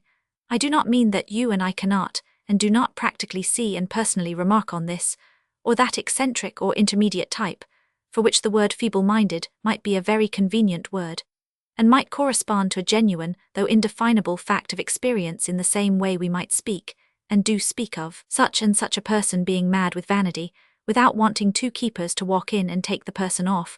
But I ask the reader to 63 remember always that I am talking of words not as they are used in talk or novels, but as they will be used, and have been used in warrants and certificates, and acts of Parliament. The distinction between the two is perfectly clear and practical. The difference is that novelist or a talker can be trusted to try and hit the mark. It is all to his glory that the cap should fit, that the type should be recognized, that he should in a literary sense hang the right man. But it is by no means always to the interests of governments or officials to hang the right man. The fact that they often do stretch words in order to cover cases is the whole foundation of having any fixed laws or free institutions at all. My point is not that I have never met anyone whom I should call feeble-minded rather than mad or imbecile. My point is that if I want to dispossess a nephew, oust a rival, silence a blackmailer, or get rid of an importunate widow, there is nothing in logic to prevent my calling them feeble-minded too, and the vaguer the charge is, the less they will be able to disprove it. One does not, as I have said, need to deny heredity in order to resist such legislation, any more than one needs to deny the spiritual world in order to resist an epidemic of witch-burning. I admit there may be such a thing as hereditary feeble-mindedness. I believe there is such a thing as witchcraft. Believing that there are spirits, I am bound in mere reason to suppose that there are probably evil spirits. 64 Believing that there are evil spirits, I am bound in mere reason to suppose that some men grow evil by dealing with them. All that is mere rationalism. The superstition that is the unreasoning repugnance and terror is in the person who admits there can be angels, but denies there can be devils. The superstition is in the person who admits there can be devils, but denies there can be diabolists. yet I should certainly resist any effort to search for witches for a perfectly simple reason, which is the key of the whole of this controversy. The reason is that it is one thing to believe in witches, and quite another to believe in witch-smellers. I have more respect for the old witch-finders than for the eugenists who go about persecuting the fool of the family, because the witch-finders, according to their own conviction, ran a risk. Witches were not the feeble-minded but the strong-minded, the evil mesmerists, the rulers of the elements. Many arrayed on a witch, right or wrong, seemed to the villagers who did it a righteous popular rising against a vast spiritual tyranny, a papacy of sin. Yet we know that the thing degenerated into a rabid and despicable persecution of the feeble, or the old. It ended by being a war upon the weak. It ended by being what eugenics begins by being. When I said above that I believed in witches, but not in witch-smellers, I stated my full position about that conception of heredity, that half-formed philosophy of fears and omens of curses, and weird recurrence and darkness, and the doom of blood which is 65 preached to humanity today, is often more inhuman than witchcraft itself. I do not deny that this dark element exists, I only affirm that it is dark, or in other words, that its most strenuous students are evidently in the dark about it. I would no more trust Dr. Karl Pearson on a heredity hunt than on a heresy hunt. I am perfectly ready to give my reasons for thinking this, and I believe any well-balanced person, if he reflects on them, will think, as I do. There are two senses in which a man may be said to know or not know a subject. I know the subject of arithmetic, for instance, that is, I am not good at it, but I know what it is. I am sufficiently familiar with its use to see the absurdity of anyone who says so vulgar a fraction cannot be mentioned before ladies, or this unit is unionist. I hope, considering myself for one moment as an arithmetician, I may say that I know next to nothing about my subject, but I know my subject. I know it in the street. There is the other kind of man, like Dr. Karl Pearson, who undoubtedly knows a vast amount about his subject, who undoubtedly lives in great forests of facts concerning kinship and inheritance, but it is not by any means the same thing to have searched the forests, and to have recognized the frontiers. Indeed, the two things generally belong to two very different types of mind. I gravely doubt whether the Astronomer Royal would write the best essay on the relations between astronomy and astrology. I doubt whether the President of the Geographical Society could 66 give the best definition and history of the words geography and geology. Now the students of heredity especially understand all of their subject, except their subject. They were, I suppose, bred and born in that briar patch, and have really explored it without coming to the end of it. That is, they have studied everything. But the question of what they are studying now, I do not propose to rely merely on myself to tell them what they are studying. I propose, as will be seen in a moment, to call the testimony of a great man who has himself studied it. But to begin with, the domain of heredity, for those who see its frontiers, is a sort of triangle, enclosed on its three sides by three facts. The first is that heredity undoubtedly exists, or there would be no such thing as a family likeness, and every marriage might suddenly produce a small Negro. The second is that even simple heredity can never be simple. Its complexity must be literally unfathomable, for in that field fight unthinkable millions. But yet again, it never is simple heredity for the instant anyone is he experiences. The third is that these innumerable ancient influences, these instant inundations of experiences, come together according to a combination that is unlike anything else on this earth. It is a combination that does combine. It cannot be sorted out again, even on the day of judgment. Two totally different people have become, in the sense most sacred, frightful, and unanswerable, one flesh. If a 67 golden-haired Scandinavian girl has married a very swarthy Jew, the Scandinavian side of the family may say, till they are blue in the face, that the baby has his mother's nose or his mother's eyes.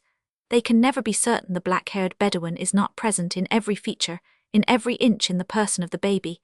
He may have gently pulled his wife's nose in the person of the baby. He may have partly blacked his wife's eyes.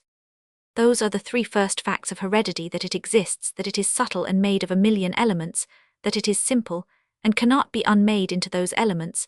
To summarize, you know there is wine in the soup. You do not know how many wines there are in the soup, because you do not know how many wines there are in the world, and you never will know, because all chemists, all cooks, and all common-sense people tell you that the soup is of such a sort that it can never be chemically analyzed. That is a perfectly fair parallel to the hereditary element in the human soul.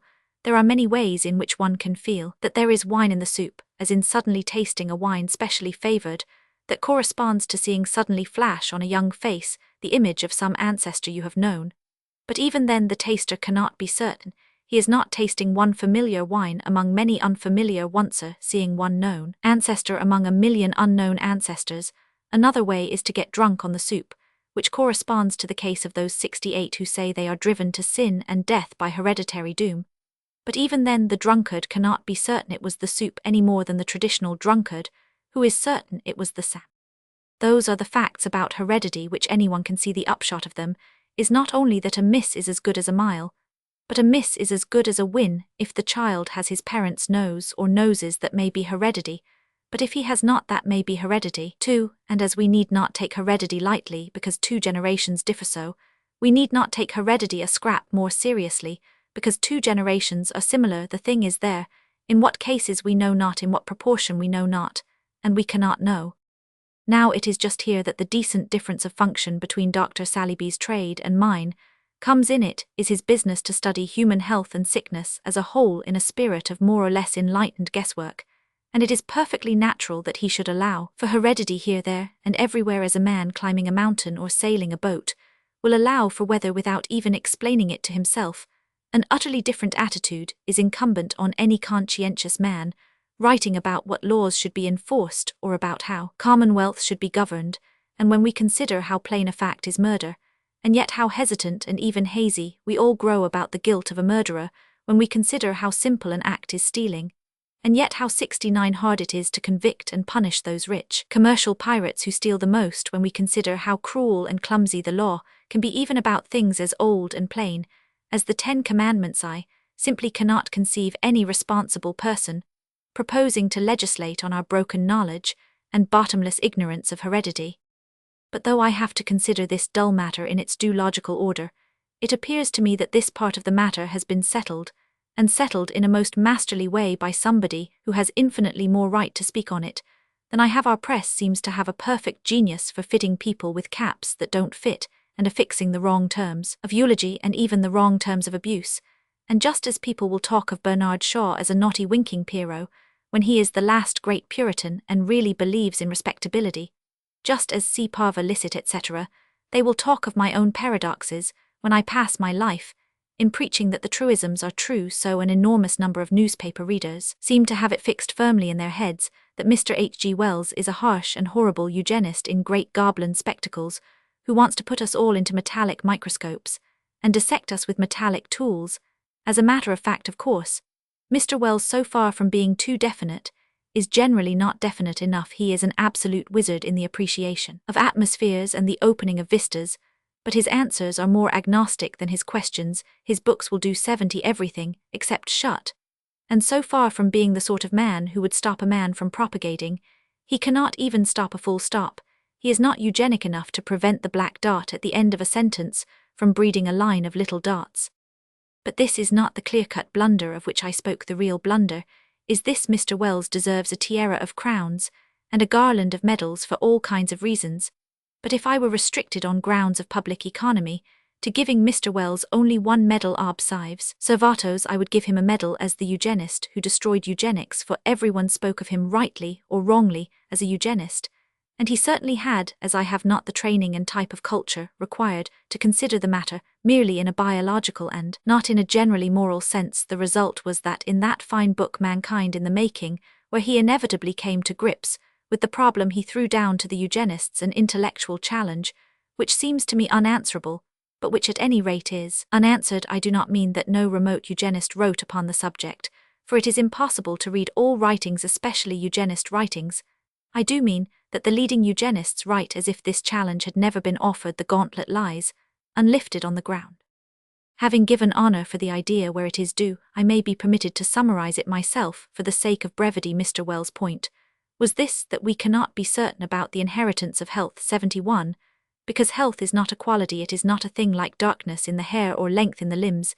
It is a relation, a balance. You have a tall, strong man, but his very strength depends on his not being too tall. For his strength you catch a healthy, full-blooded fellow, but his very health depends on his being not too full of blood. A heart that is strong for a dwarf will be weak for a giant. A nervous system that would kill a man with a trace of a certain illness will sustain him to 90 if he has no trace of that illness. Nay, the same nervous system might kill him if he had an excess of some other comparatively healthy thing, seeing therefore that there are apparently healthy people of all types, it is obvious that if you mate two of them, you may even then produce a discord out of two inconsistent harmonies. It is obvious that you can no more be certain of a good offspring than you can be certain of a good tune. If you play two fine airs at once on the same piano, you can be even less certain of it in the more delicate case of beauty, of which the eugenists talk a great deal. Marry two handsome people, whose noses tend to the aquiline, and their baby for all you know may be a goblin with a nose like an enormous parrot's. Indeed, I actually know a case of this kind. The eugenist has to settle not the result of fixing one steady thing to a second steady thing, but what will happen when one toppling and dizzy equilibrium crashes into another. This is the interesting conclusion. It is on this 72 degree of knowledge that we are asked to abandon the universal morality of mankind. When we have stopped the lover from marrying the unfortunate woman he loves, when we have found him another uproariously healthy female, whom he does not love in the least, even then, we have no logical evidence that the result may not be as horrid and dangerous as if he had behaved like a man of honor. Chapter 7. The Established Church of Doubt. Let us now finally consider what the honest eugenists do mean, since it has become increasingly evident that they cannot mean what they say. Unfortunately, the obstacles to any explanation of this are such as to insist on a circuitous approach. The tendency of all that is printed, and much that is spoken today, is to be in the only true sense behind the times. It is because it is always in a hurry that it is always too late. Give an ordinary man a day to write an article, and he will remember the things he has really heard latest, and may, even in the last glory of the sunset, begin to think of what he thinks himself. Give him an hour to write it, and he will think of the nearest textbook on the topic, and make the best mosaic he may out of classical quotations and old authorities. Give him 10 minutes to write it, and he will run screaming for refuge to the old nursery, where he learnt his stalest proverbs, or the old school, where he learnt his stalest politics.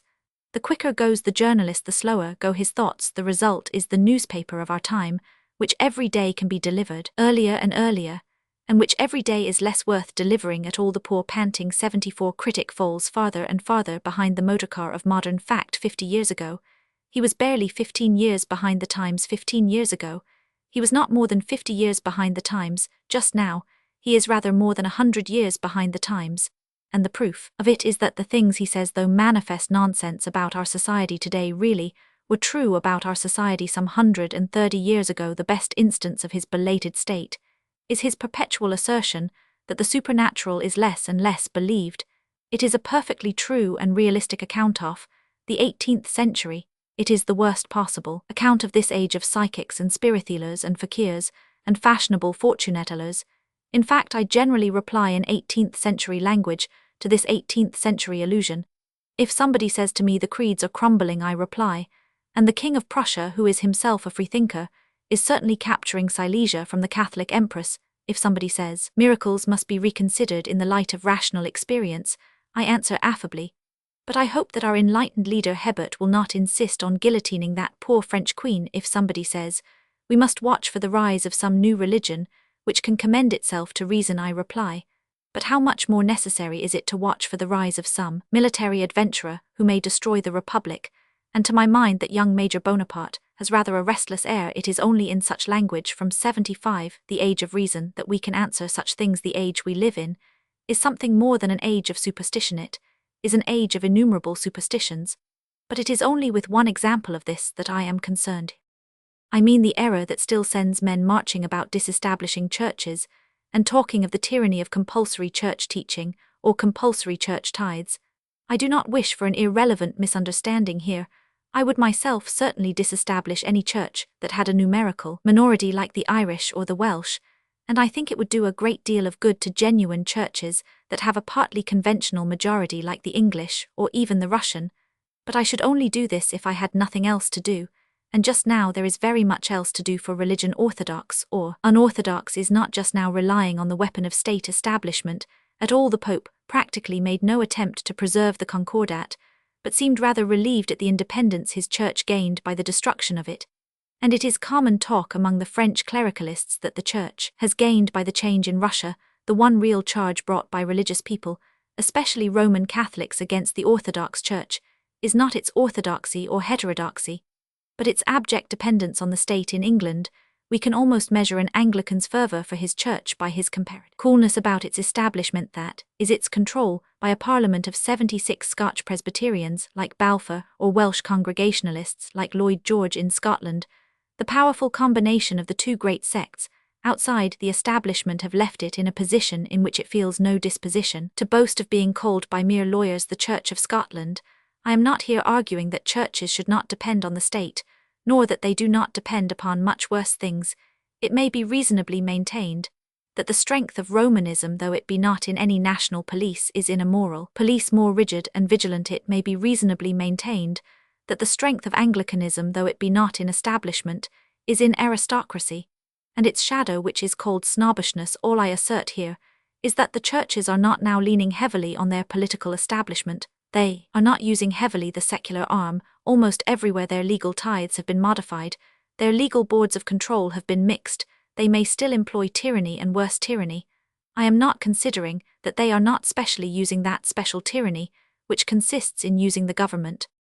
The thing that really is trying to tyrannize through government is science. The thing that really does use the secular arm is science. And the creed that really is levying tithes and capturing schools, the creed that really is enforced by fine and imprisonment, the creed that really is proclaimed not in sermons, but in statutes, and spread not by pilgrims, but 77 by policemen. That creed is the great but disputed system of thought which began with evolution and has ended in eugenics. Materialism is really our established church, for the government will really help it to persecute its heretics. Vaccination in its 100 years of experiment has been disputed almost as much as baptism in its approximate 2000. But it seems quite natural to our politicians to enforce vaccination, and it would seem to them madness to enforce baptism. I am not frightened of the word persecution when it is attributed to the churches, nor is it in the least as a term of reproach that I attribute it to the men of science. It is as a term of legal fact, if it means the imposition by the police of a widely disputed theory, incapable of final proof. Then our priests are not now persecuting, but our doctors are. The imposition of such dogmas constitutes a state church in an older and stronger sense than any that can be applied to any supernatural church today. There are still places where the religious minority is forbidden to assemble or to teach in this way or that, and yet more where it is excluded from this or that public post. But I cannot now recall any place where it is compelled by the criminal law to go through the rite of the official religion. Even the Young Turks did not insist on all Macedonians being circumcised. Now here we find ourselves confronted with an amazing fact. When in the past opinions so arguable have been enforced by state violence, it has been 78 at the instigation of fanatics, who held them for fixed and flaming certainties. If truths could not be evaded by their enemies, neither could they be altered even by their friends.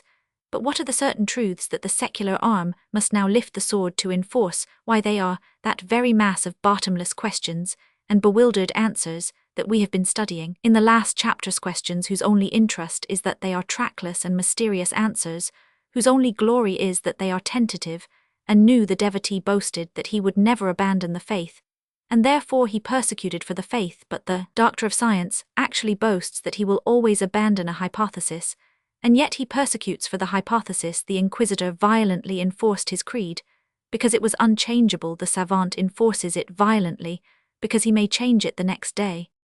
Now this is a new sort of persecution, and one may be permitted to ask if it is an improvement on the old. The difference, so far as one can see at first, seems rather favourable to the old.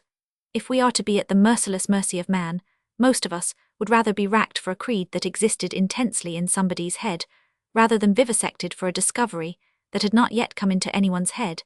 And possibly never would a man would rather be tortured with thumbscrew until he chose to see reason than tortured with a vivisecting knife, until the vivisector chose to see reason. Yet that is the real difference between the two types of legal enforcement. 79. If I gave in to the inquisitors, I should at least know what creed to profess. But even if I yelled out a credo when the eugenists had me on the rack, I should not know what creed to yell. I might get an extra turn of the rack for confessing to the creed they confessed quite a week ago.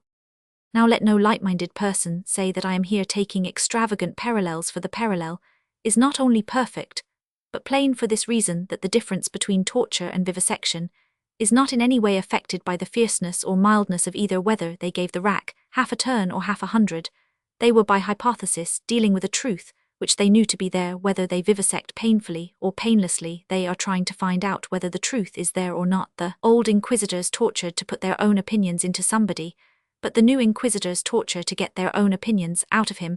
They do not know what their own opinions are, until the victim of vivisection tells them. The division of thought is a complete chasm for anyone who cares about thinking. The old persecutor was trying to teach the citizen with fire and sword. The new persecutor is trying to learn from the citizen with scalpel and germ injector. The master was meeker than the pupil will be. I could prove by many practical instances that even my illustrations are not exaggerated by many placid proposals I have heard for the vivisection of criminals, or by the filthy incident of Dr. Neser 80, but I prefer here to stick to a strictly logical line of distinction, and insist that whereas in all previous persecutions the violence was used to end our indecision, the whole point here is that the violence is used to end the indecision of the persecutors.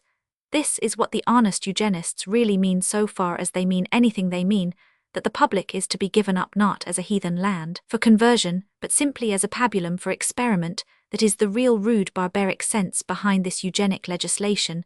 The eugenist doctors are not such fools as they look in the light of any logical inquiry about what they want. They do not know what they want, except that they want your soul and body and mine. In order to find out, they are quite seriously, as they themselves might say, the first religion to be experimental, instead of doctrinal. All other established churches have been based on somebody having found the truth. This is the first church that was ever based on not having found it.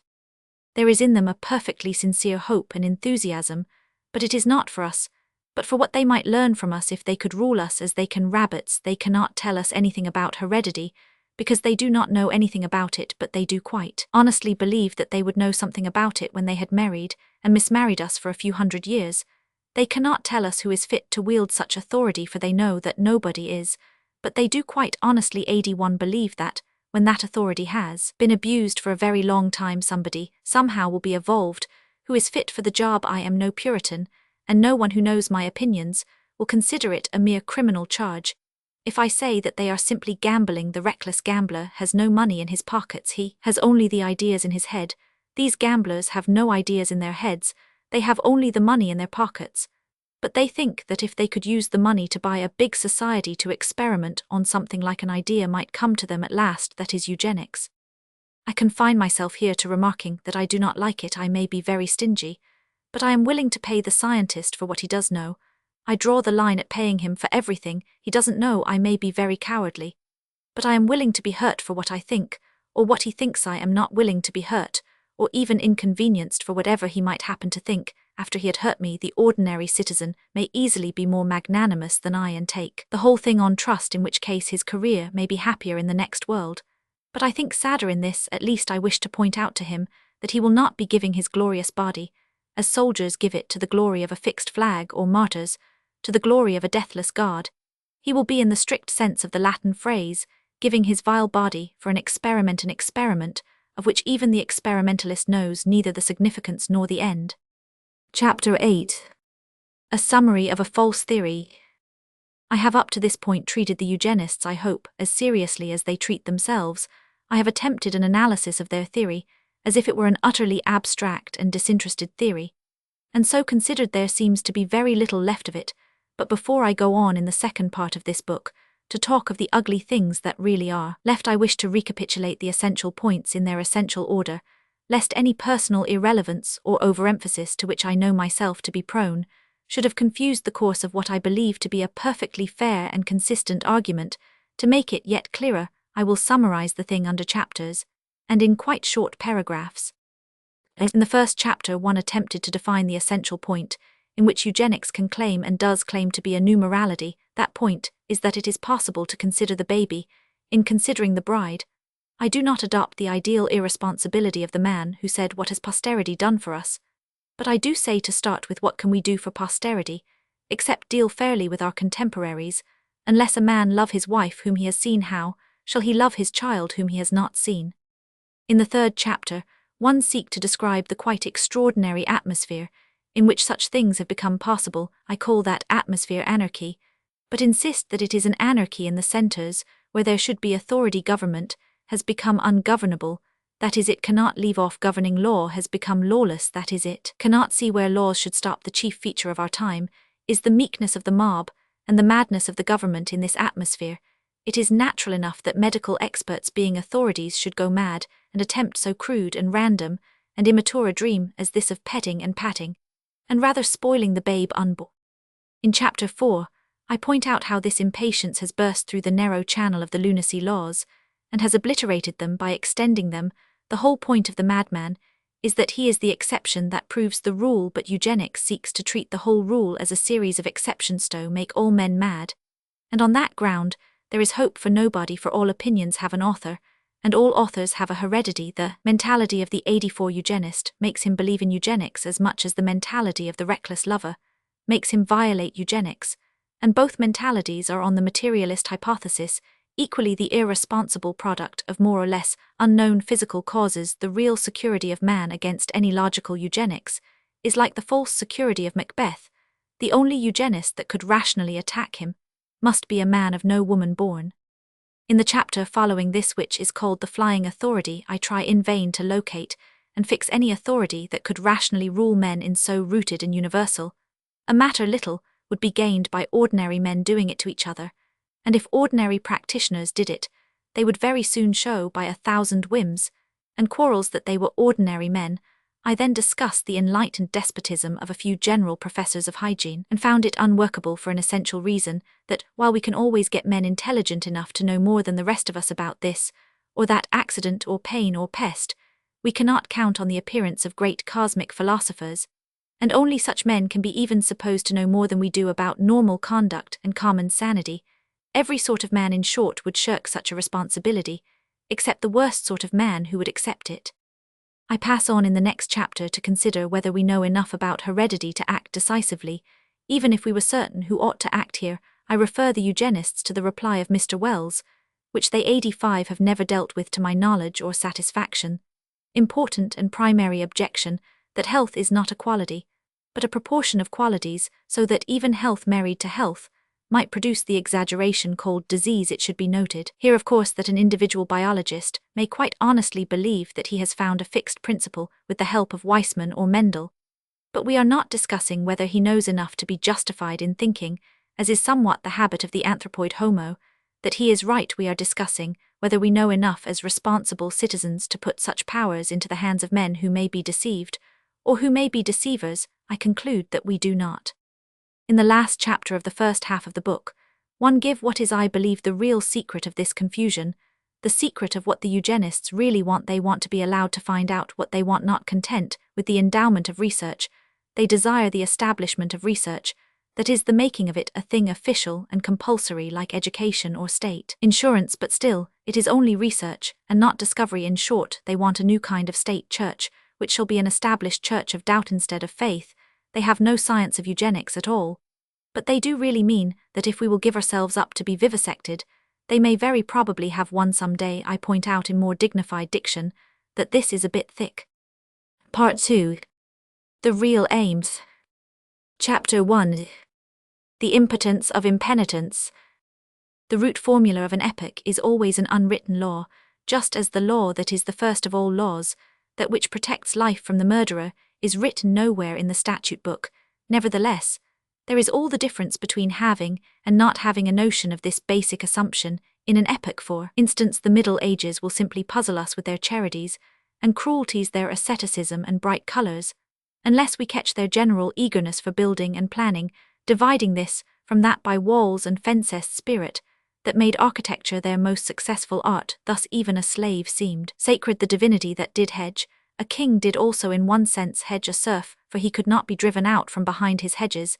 Thus even liberty became a positive thing like a privilege, and even when most men had it, it was not opened like the freedom of a wilderness, but bestowed like the freedom of a city. Or again, the 17th century may seem a chaos of contradictions, with its almost priggish praise of parliaments, and its quite barbaric massacre of prisoners, until we realize that if the Middle Ages was a house half built, the 1792 century was a house on fire. Panic was the note of it, and that fierce fastidiousness and exclusiveness that comes from fear. Calvinism was its characteristic religion. Even in the Catholic Church, the insistence on the narrowness of the way and the fewness of the chosen suspicion was the note of its politics, but not your trust in princes. It tried to thrash everything out by learned, virulent and ceaseless controversy, and it weeded its population by witch-burning. Or yet again, the 18th century will present pictures that seem utterly opposite, and yet seem singularly typical of the time: the sack of Versailles, and the Vicar of Wakefield, the pastorals of Watteau, and the dynamite speeches of Danton. But we shall understand them all better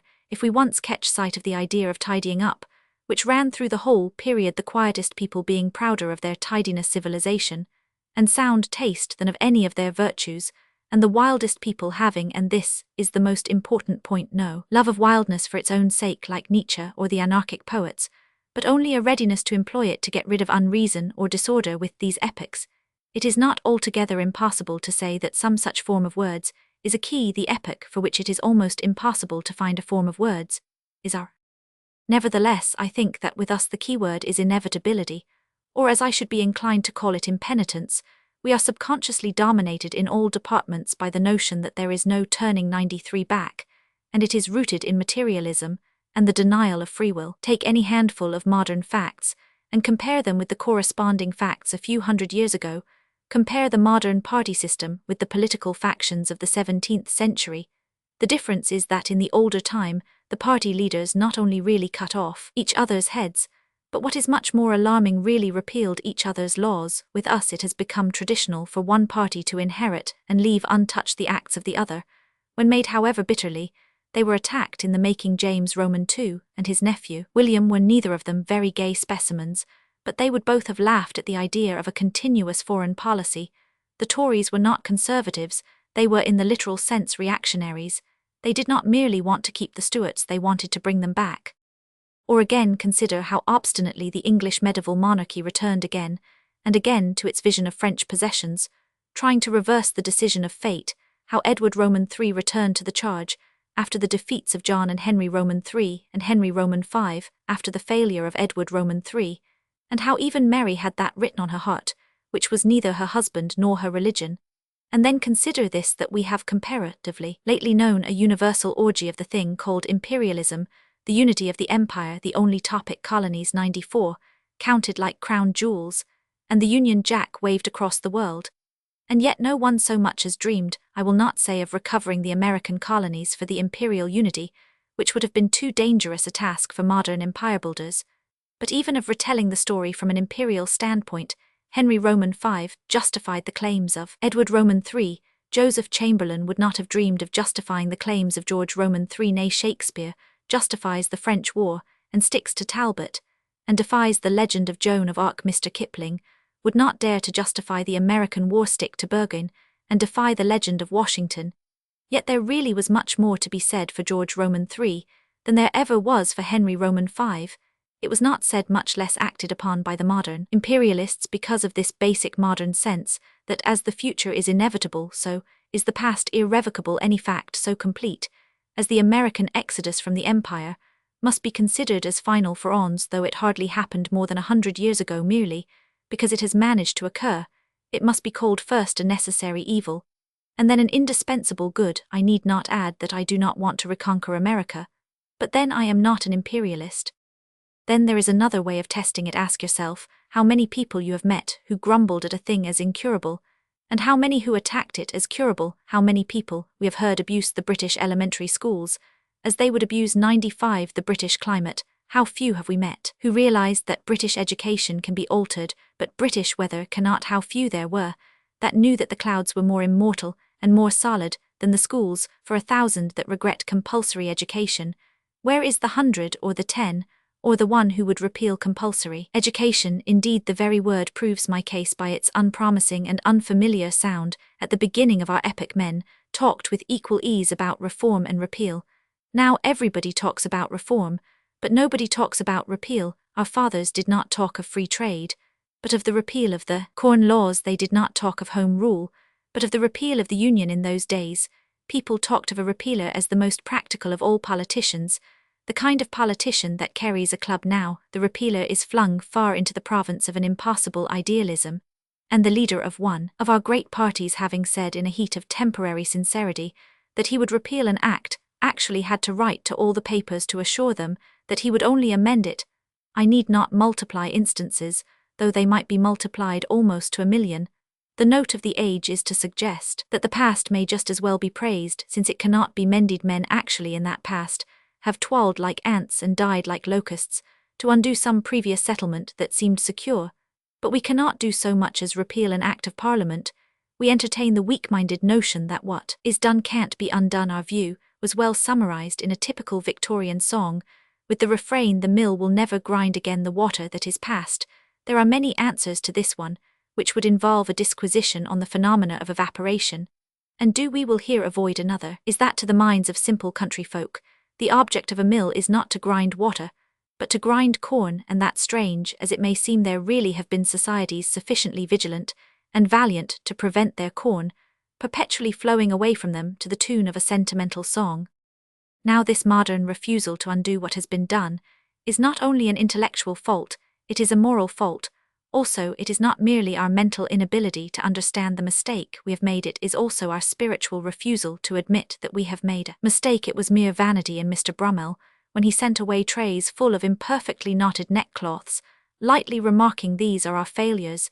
It is a good instance of the nearness of vanity to humility, for at least he had to admit that they were failures, but it would have been spiritual pride in Mr. Brummel if he had tied on all the cravats one on top of the other, lest his valet should discover that he had ever tied one badly, for in spiritual pride there is always an element of secrecy and solitude. Mr. Brummel would be satanic also, which I fear would affect him more. He would be badly dressed, but he would be a perfect presentation of the modern publicist 97, who cannot do anything right, because he must not admit that he ever did anything wrong.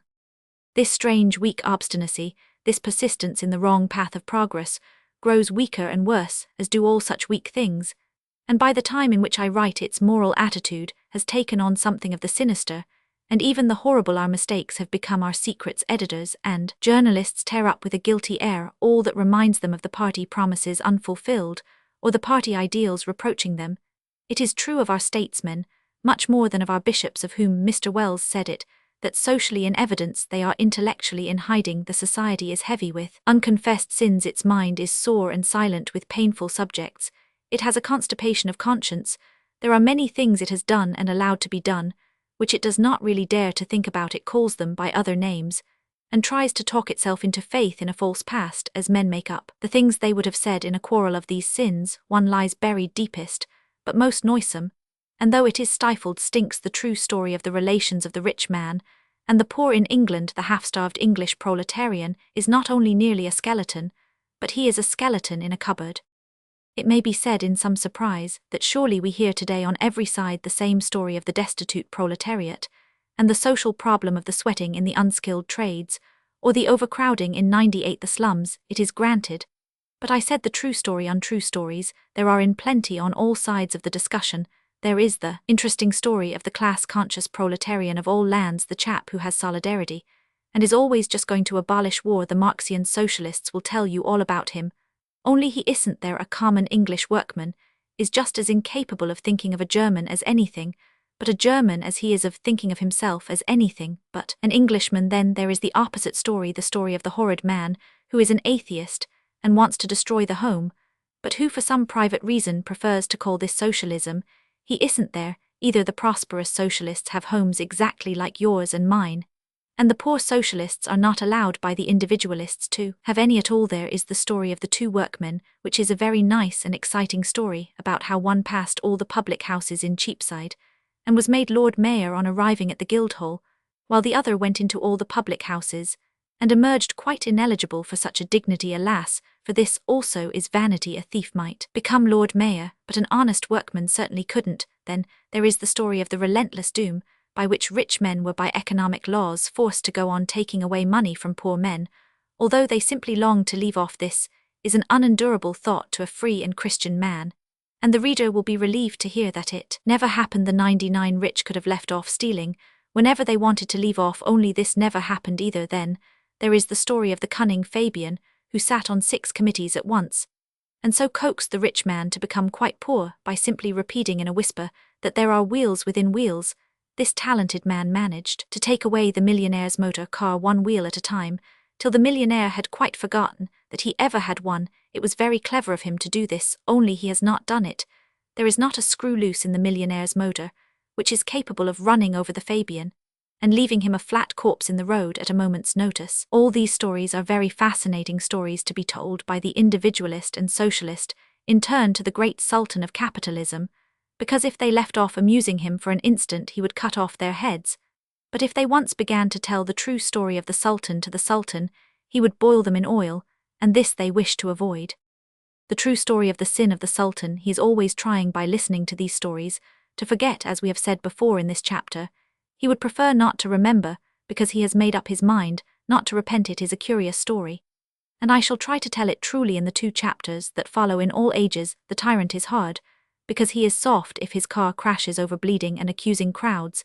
It is because he has chosen the path of least resistance. It is because it is much easier to ride down a human race than ride 100 up a moderately steep hill. The fight of the oppressor is always a pillow fight, commonly a war with cushion salways, a war for cushions. Saladin the great sultan, if I remember rightly, accounted it the greatest feat of swordsmanship to cut a cushion, and so indeed it is, as all of us can attest who have been for years past trying to cut into the swollen and windy corpulence of the modern compromise, that is at once cozy and cruel. For there is really in our world today the colour and silence of the cushioned divan, and that sense of palace within palace and garden within garden, which makes the rich irresponsibility of the East. Have we not already the wordless dance, the wineless banquet, and all that strange unchristian conception of luxury without laughter? Are we not already in an evil Arabian Nights, and walking the nightmare cities of an invisible despot? Does not our hangman strangle secretly the bearer of the bowstring? Are we not already Eugenists, that is, eunuch makers? Do we not see the bright eyes, the motionless faces, and all that presence of something that is dead, and yet sleepless? It is the presence of the sin that is sealed with pride and impenitence, the story of how the Sultan got his throne. But it is not the story he is listening to just now, but another story which has been invented to cover it, the story called Eugenics, or the adventures of one not born, a most varied and entrancing tale, which never fails to send him to sleep. Chapter 2. True History of a Tramp. He awoke in the dark ages, and smelt dawn in the dark, and knew he was not wholly a slave. It was as if in some tale of Hans Andersen a stick or a stool had been left in the garden all night, and had grown alive and struck root like a tree. For this is the truth behind the old legal fiction of the servile countries, that the slave is a chattel, that is a piece of furniture like a stick or a stool. In the spiritual sense, I am certain, it was never so unwholesome a fancy as the spawn of Nietzsche suppose today. No human being, pagan or Christian, I am certain, ever thought of another human being as a chair or a table. The mind cannot base itself on the idea that a comet is a cabbage, nor can it on the idea that a man is a stool.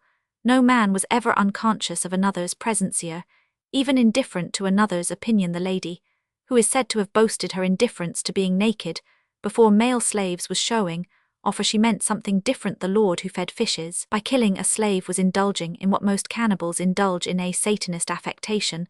The lady was consciously shameless, and the lord was consciously cruel. But it simply is not in the human 102 reason to carve men like wood or examine women like ivory, just as it is not in the human reason to think that 2 and 2 make 5. But there was this truth in the legal simile of furniture, that the slave, though certainly a man, was in one sense a dead man, in the sense that he was movable. His locomotion was not his own. His master moved his arms and legs for him, as if he were a marionette. Now it is important in the first degree to realize here what would be involved in such a fable as I have imagined of a stool rooting itself like a shrub. For the general modern notion, certainly, is that life and liberty are in some way to be associated with novelty, and not standing still. But it is just because the stool is lifeless that it moves about. It is just because the tree is alive that it does stand still. That was the main difference between the pagan slave and the Christian serf. The serf still belonged to the lord, as the stick that struck root in the garden would have still belonged to the owner of the garden, but it would have become a live possession. Therefore the owner is forced by the laws of nature to treat it with some respect. Something becomes due from him. He cannot pull it up without killing it. It has gained a place in the gardener, the society. But the moderns are quite wrong in supposing that mere change and holiday and variety have necessarily any element of this life. That is the only seed of liberty. You may say, if you like, that an employer taking all his workpeople to a new 103 factory in a garden city is giving them the greater freedom of forest landscapes and smokeless skies. If it comes to that, you can say that the slave traders took Negroes from their narrow and brutish African hamlets, and gave them the polish of foreign travel and medicinal breezes of a sea voyage, but the tiny seed of citizenship and independence there already was in the serfdom of the Dark Ages, had nothing to do with what nice things the Lord might do to the serf. It lay in the fact that there were some nasty things he could not do to the serf. There were not many, but there were some, and one of them was eviction. He could not make the serf utterly landless and desperate, utterly without access to the means of production, though doubtless it was rather the field that owned the serf than the serf that owned the field. But even if you call the serf a beast of the field, he was not what we have tried to make the town workman, a beast with no field. Foulon said of the French peasants, let them eat grass. If he had said it of the modern London proletariat, they might well reply, you have not left us even grass to eat. There was therefore both in theory and practice some security for the serf, because he had come to life, and rooted. The seigneur could not wait in the field in all weathers with a battle-axe to prevent the serf scratching any living out of the ground, any more than the man in my fairy tale could sit out in the garden all night with an umbrella to prevent 100 for the shrub getting any rain. The relation of lord and serf therefore involves a combination of two things, inequality and security. I know there are people who will at once point wildly to all sorts of examples, true and false, of insecurity of life in the Middle Ages, but these are people who do not grasp what we mean by the characteristic institutions of a society. For the matter of that, there are plenty of examples of equality in the Middle Ages, as the craftsmen in their guild, or the monks electing their abbot. But just as modern England is not a feudal country, though there is a quaint survival called Herald's Collegiar, Ireland is not a commercial country, though there is a quaint survival called Belfast, it is true of the bulk and shape of that society that came out of the Dark Ages, and ended at the Reformation, that it did not care about giving everybody an equal position, but did care about giving everybody a position, so that by the very beginning of that time, even the slave had become a slave one could not get rid of, like the Scotch servant, who stubbornly asserted that if his master didn't know a good servant, he knew a good master. The free peasant in ancient or modern times is free to go or stay. The slave in ancient times was free neither to go nor stay. The serf was not free to go, but he was free to stay. Now what have we done with this man? It is quite simple. There is no historical complexity about it in that respect. We have taken away his freedom to stay. We have turned him out of his 105 field, and whether it was injustice, like turning a free farmer out of his field, or only cruelty to animals, like turning a cow out of its field, the fact remains that he is out in the road. First and last, we have simply destroyed the security. We have not in the least destroyed the inequality. All classes, all creatures, kind or cruel, still see this lowest stratum of society as separate from the upper strata, and even the middle strata he is as separate as the serf. A monster fallen from Mars, ignorant of our simplest word, would know the tramp was at the bottom of the ladder, as well as he would have known it of the serf. The walls of mud are no longer round his boundaries, but only round his boots. The coarse, bristling hedge is at the end of his chin, and not of his garden, but mud and bristles still stand out round him like a horrific halo, and separate him from his kind. The Martian would have no difficulty in seeing he was the poorest person in the nation. It is just as impossible that he should marry an heiress, or fight a duel with a duke, or contest a seat at Westminster, or enter a club in Pall Mall, or take a scholarship at Balliol, or take a seat at an opera, or propose a good law or protest against a bad one, as it was impossible to the serf. Where he differs is in something very different. He has lost what was possible to the serf. He can no longer scratch the bare earth by day or sleep on the bare earth by night without being collared by a policeman. Now when I say that this man has been oppressed 106, as hardly any other man on this earth has been oppressed, I am not using rhetoric. I have a clear meaning, which I am confident of explaining to any honest reader. I do not say he has been treated worse, I say he has been treated differently from the unfortunate in all ages. And the difference is this, that all the others were told to do something and killed or tortured. If they did anything else, this man is not told to do something. He is merely forbidden to do anything. When he was a slave, they said to him, sleep in this shed. I will beat you if you sleep anywhere else. When he was a serf, they said to him, let me find you in this field. I will hang you if I find you in anyone else's field. But now he is a tramp. They say to him, you shall be jailed if I find you in anyone else's field. But I will not give you a field. They say you shall be punished if you are caught sleeping outside your shed. But there is no shed. If you say that, modern magistracies could never say such mad contradictions. I answer with entire certainty that they do say them. A little while ago 2 tramps were summoned before a magistrate charged with sleeping in the open air when they had nowhere else to sleep. But this is not the full fun of the incident. The real fun is that each of them eagerly produced about twopence to prove that they could have got a bed but deliberately didn't, to which the policeman replied that twopence would not have got them a bed, that they could not possibly have got a bed, and therefore argued that thoughtful officer they ought to be 107 punished for not getting one. The intelligent magistrate was much struck with the argument, and proceeded to imprison these two men for not doing a thing they could not do, but he was careful to explain that if they had sinned needlessly, and in wanton lawlessness, they would have left the court without a stain on their characters. But as they could not avoid it, they were very much to blame. These things are being done in every part of England. Every day they have their parallels even in every daily paper, but they have no parallel in any other earthly people or period, except in that insane command to make bricks without straw, which brought down all the plagues of Egypt. For the common historical joke about Henry Roman VIII hanging a man for being Catholic and burning him for being Protestant is a symbolic joke. Only the skeptic in the Tudor time could do something. He could always agree with Henry Roman VIII. The desperate man today can do nothing, for you cannot agree with a maniac who sits on the bench with the straws sticking out of his hair and says, "Procure threepence from nowhere, and I will give you leave to do without it." If it be answered that he can go to the workhouse, I reply that such an answer is founded on confused thinking.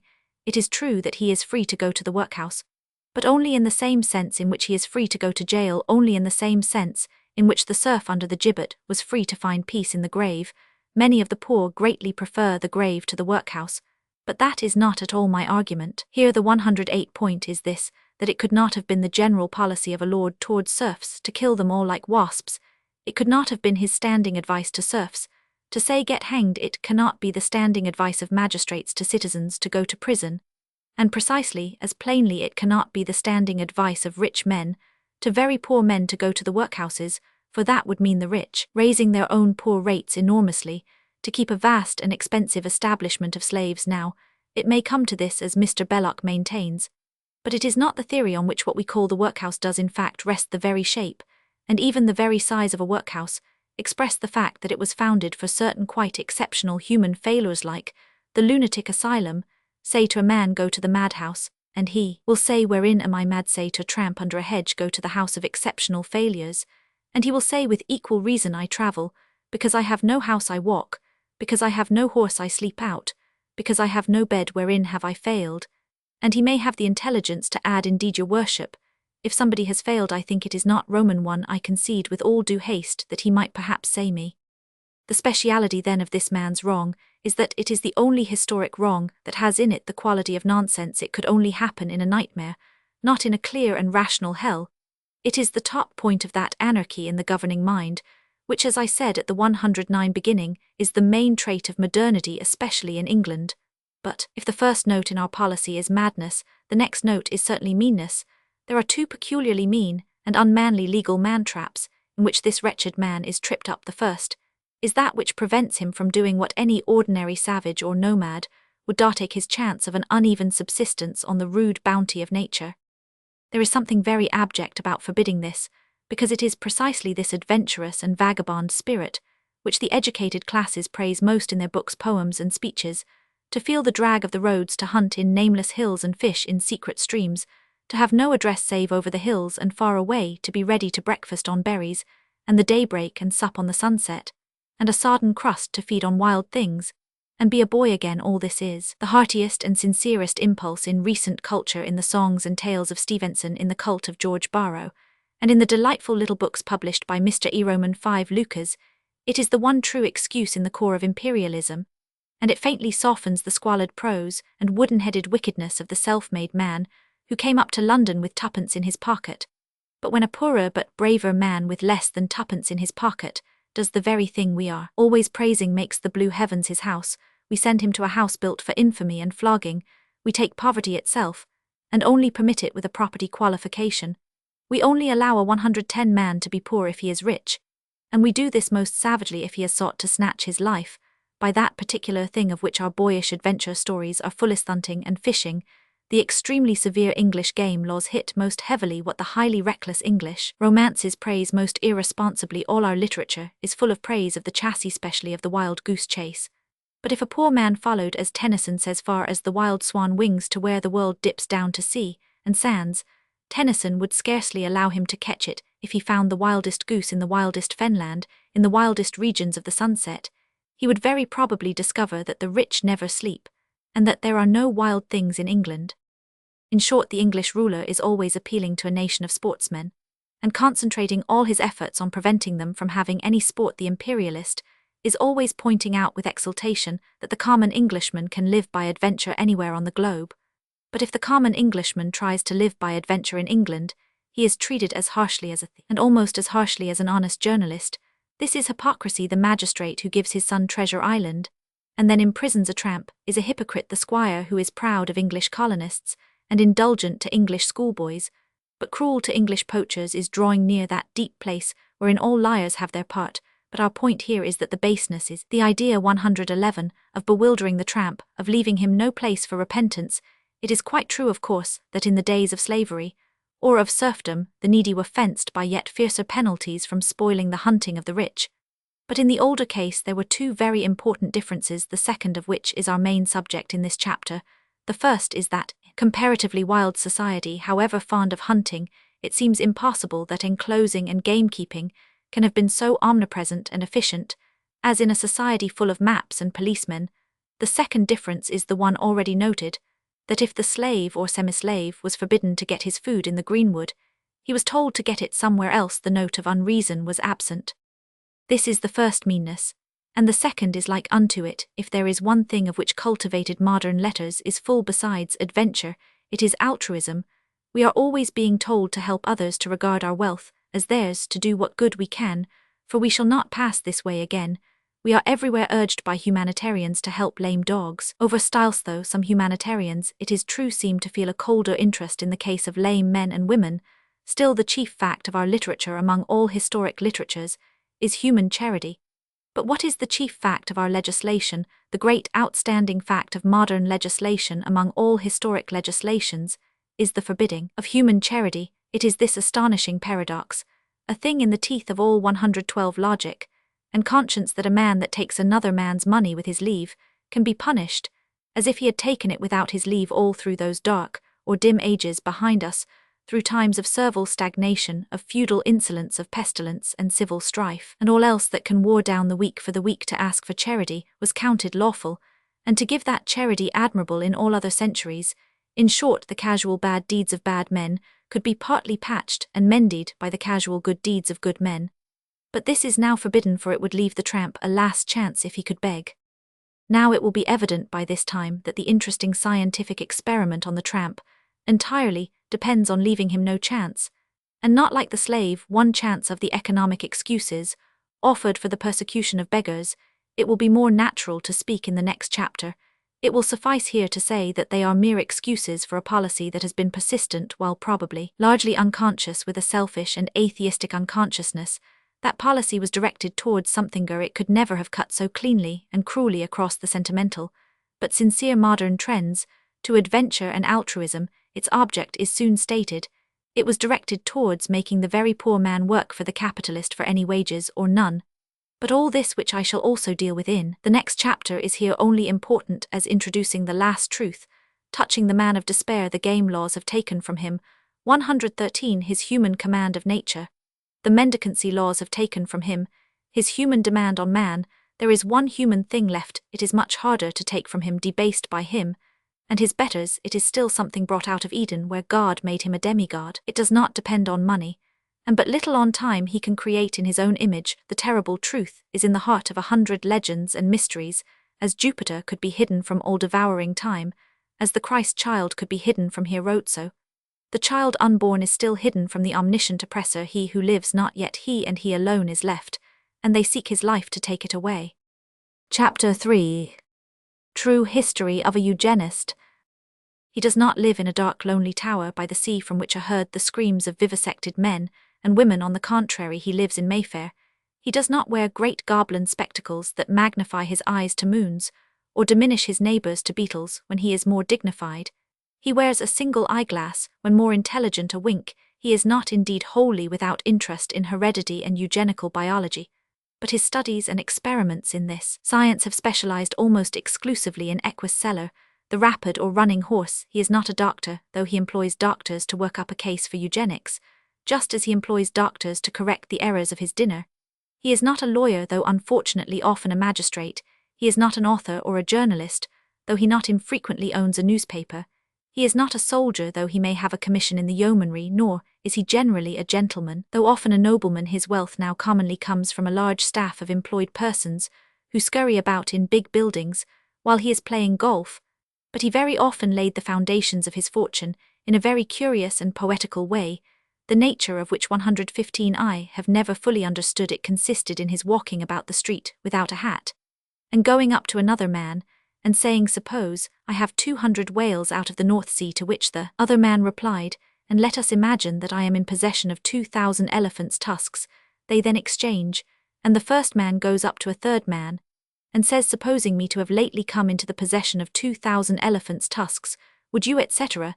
If you play this game well, you become very rich. If you play it badly, you have to kill yourself, or try your luck at the bar." The man I am speaking about must have played it well, or at any rate successfully. He was born about 1860, and has been a member of Parliament since about 1890. For the first half of his life, he was a Liberal. For the second half, he has been a Conservative, but his actual policy in Parliament has remained largely unchanged and consistent. His policy in Parliament is as follows: he takes a seat in a room downstairs at Westminster, and takes from his breast pocket an excellent cigar case, from which in turn he takes an excellent cigar. This he lights and converses with other owners of such cigars on equus cellar or such matters as may afford him entertainment. 2 or 3 times in the afternoon a bell rings, whereupon he deposits the cigar in an ashtray with great particularity, taking care not to break the ash, and proceeds to an upstairs room flanked with 2 passages.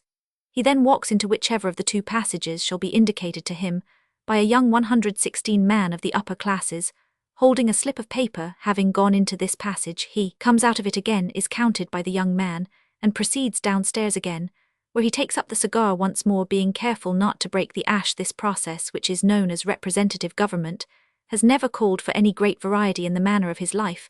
Nevertheless, while his parliamentary policy is unchanged, his change from one side of the House to the other did correspond with a certain change in his general policy in commerce and social life.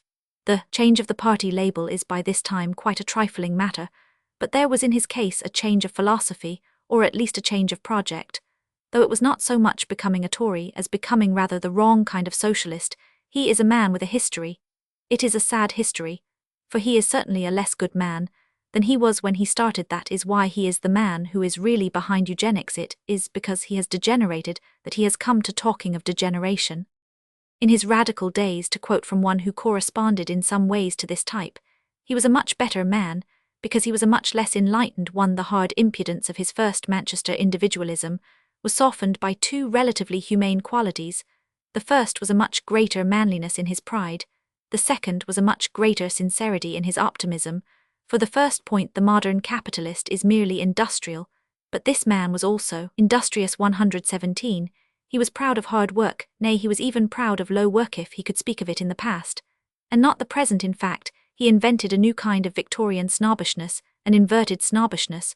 While the snobs of Thackeray turned Muggins into Demogins, while the snobs of Dickens wrote letters describing themselves as officers' daughters accustomed to every luxury except spelling the individualist, spent his life in hiding his prosperous parents, he was more like an American plutocrat when he began, but he has since lost the American simplicity. The Frenchman works until he can play, the American works until he can't play, and then thanks the devil his master that he is donkey enough to die in harness.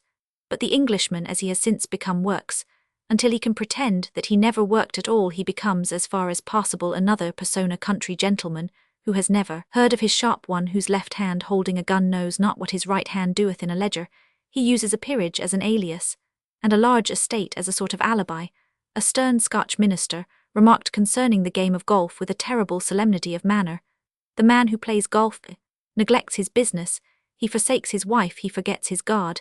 He did not seem to realize that it is the chief aim of many a modern capitalist's life to forget all 3.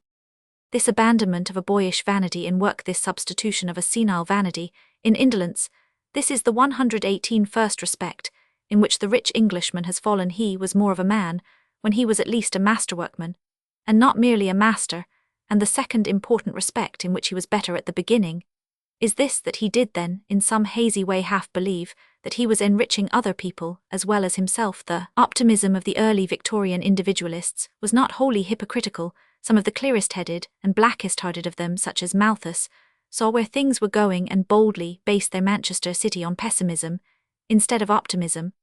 But this was not the general case. Most of the decent rich of the Bright and Cobden sort did have a kind of confused faith that the economic conflict would work well in the long run for everybody. They thought the troubles of the poor were incurable by state action. They thought that of all troubles, but they did not cold-bloodedly contemplate the prospect of those troubles growing worse and worse by one of those tricks or illusions of the brain, to which the luxurious are subject in all ages. They sometimes seemed to feel as if the populace had triumphed symbolically in their own persons. They blasphemously thought about their thrones of gold. What can only be said about a cross that, they being lifted up, would draw all men after them. They were so full of the romance that anybody could be Lord Mayor, that they seemed to have slipped into thinking that everybody could. It seemed as if 100 Dick Whittingtons accompanied by 100 cats could all be 119 accommodated at the Mansion House. It was all nonsense, but it was not until later all humbug. Step by step, however, with a horrid and increasing clearness, this man discovered what he was doing. It is generally one of the worst discoveries a man can make at the beginning. The British plutocrat was probably quite as honest in suggesting that every tramp carried a magic cat like Dick Whittington as the Bonapartist patriot was in saying that every French soldier carried a marshal's baton in his knapsack. But it is exactly here that the difference and the danger appears. There is no comparison between a well-managed thing like Napoleon's army and an unmanageable thing like modern competition. Logically, doubtless, it was impossible that every soldier should carry a marshal's baton. They could not all be marshals any more than they could all be mayors. But if the French soldier did not always have a baton in his knapsack, he always had a knapsack. But when that self-helper who bore the adorable name of Smiles told the English tramp that he carried a coronet in his bundle, the English tramp had an unanswerable answer. He pointed out that he had no bundle. The powers that ruled him had not fitted him with a knapsack any more than they had fitted him with a futurier. Even a present, the destitute Englishman, so far from hoping to become anything, had never been allowed even to be anything. The French soldier's ambition may have been in practice not only a short, but even a deliberately shortened ladder in which 120, the top rungs were knocked out. But for the English it was the bottom rungs that were knocked out so that they could not even begin to climb, and sooner or later, in exact proportion to his intelligence, the English plutocrat began to understand not only that the poor were impotent, but that their impotence had been his only power. The truth was not merely that his riches had left them poor, it was that nothing but their poverty could have been strong enough to make him rich. It is this paradox, as we shall see, that creates the curious difference between him and every other kind of robber. I think it is no more than justice to him to say that the knowledge, where it has come to him slowly, and I think it came as most things of common sense come, rather vaguely, and as in a vision that is by the mere look of things. The old Cobdenite employer was quite within his rights in arguing that earth is not heaven, that the best obtainable arrangement might contain many necessary evils, and that Liverpool and Belfast might be growing more prosperous as a whole in spite of pathetic things that might be seen there. But I simply do not believe he has been able to look at Liverpool and Belfast and continue to think this. That is why he has turned himself into a sham country gentleman. Earth is not heaven, but the nearest we can get to heaven ought not to look like hell, and Liverpool and Belfast look like hell whether they are or not. Such cities might be growing prosperous as a whole, though a few citizens, 121, were more miserable. But it was more and more broadly apparent that it was exactly and precisely as a whole that they were not growing more prosperous, but only the few citizens who were growing more prosperous by their increasing misery. You could not say a country was becoming a white man's country when there were more and more black men in it. Every day you could not say a community was more and more masculine when it was producing more and more women, nor can you say that a city is growing richer and richer when more and more of its inhabitants are very poor men. There might be a false agitation, founded on the pathos of individual cases, in a community pretty normal in bulk. But the fact is that no one can take a cab across Liverpool without having a quite complete and unified impression that the pathos is not a pathos of individual cases, but a pathos in bulk. People talk of the Celtic sadness, but there are very few things in Ireland that look so sad as the Irishman in Liverpool. The desolation of Tara is cheery compared with the desolation of Belfast. I recommend Mr. Yeats and his mournful friends to turn their attention to the pathos of Belfast. I think If they hung up the hop that once in Lord Furness factory, there would be a chance of another string breaking. Broadly, and as things bulk to the eye, towns like Leeds, if placed beside towns like Rouen or Florence or Chartres or Cologne, do actually look like beggars walking among burgers after that overpowering 122 and unpleasant impression. It is really useless to argue that they are richer, because a few of their parasites get rich enough to live somewhere else. The point may be put another way thus, that it is not so much that these more modern cities have this, or that monopoly of good or evil. It is that they have every good in its fourth-rate form, and every evil in its worst form. For instance, that interesting weekly paper The Nation amiably rebuked Mr. Belloc and myself for suggesting that revelry and the praise of fermented liquor were more characteristic of continental and Catholic communities than of communities with the religion and civilization of Belfast. It said that if we would cross the border into Scotland, we should find out our mistake. Now, not only have I crossed the border, but I have had considerable difficulty in crossing the road in a Scotch town on a festive evening. Men were literally lying like piled-up corpses in the gutters, and from broken bottles whiskey was pouring down the drains. I am not likely, therefore, to attribute a total and arid abstinence to the whole of industrial Scotland. But I never said that drinking was a mark rather of the Catholic countries. I said that moderate drinking was a mark rather of the Catholic countries. In other words, I say of the common type of continental citizen, not that he is the only person who is drinking, but that he is the only person who knows how to drink. Doubtless gin is as much a feature of Hoxton as beer is a feature of Munich, but who is the connoisseur who prefers the gin of Hoxton to the beer of Munich?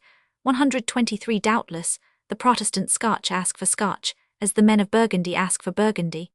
But do we find them lying in heaps on each side of the road when we walk through a Burgundian village? Do we find the French peasant ready to let Burgundy escape down a drainpipe? Now, this one point on which I accept the nation's challenge can be exactly paralleled on almost every point by which we test a civilization.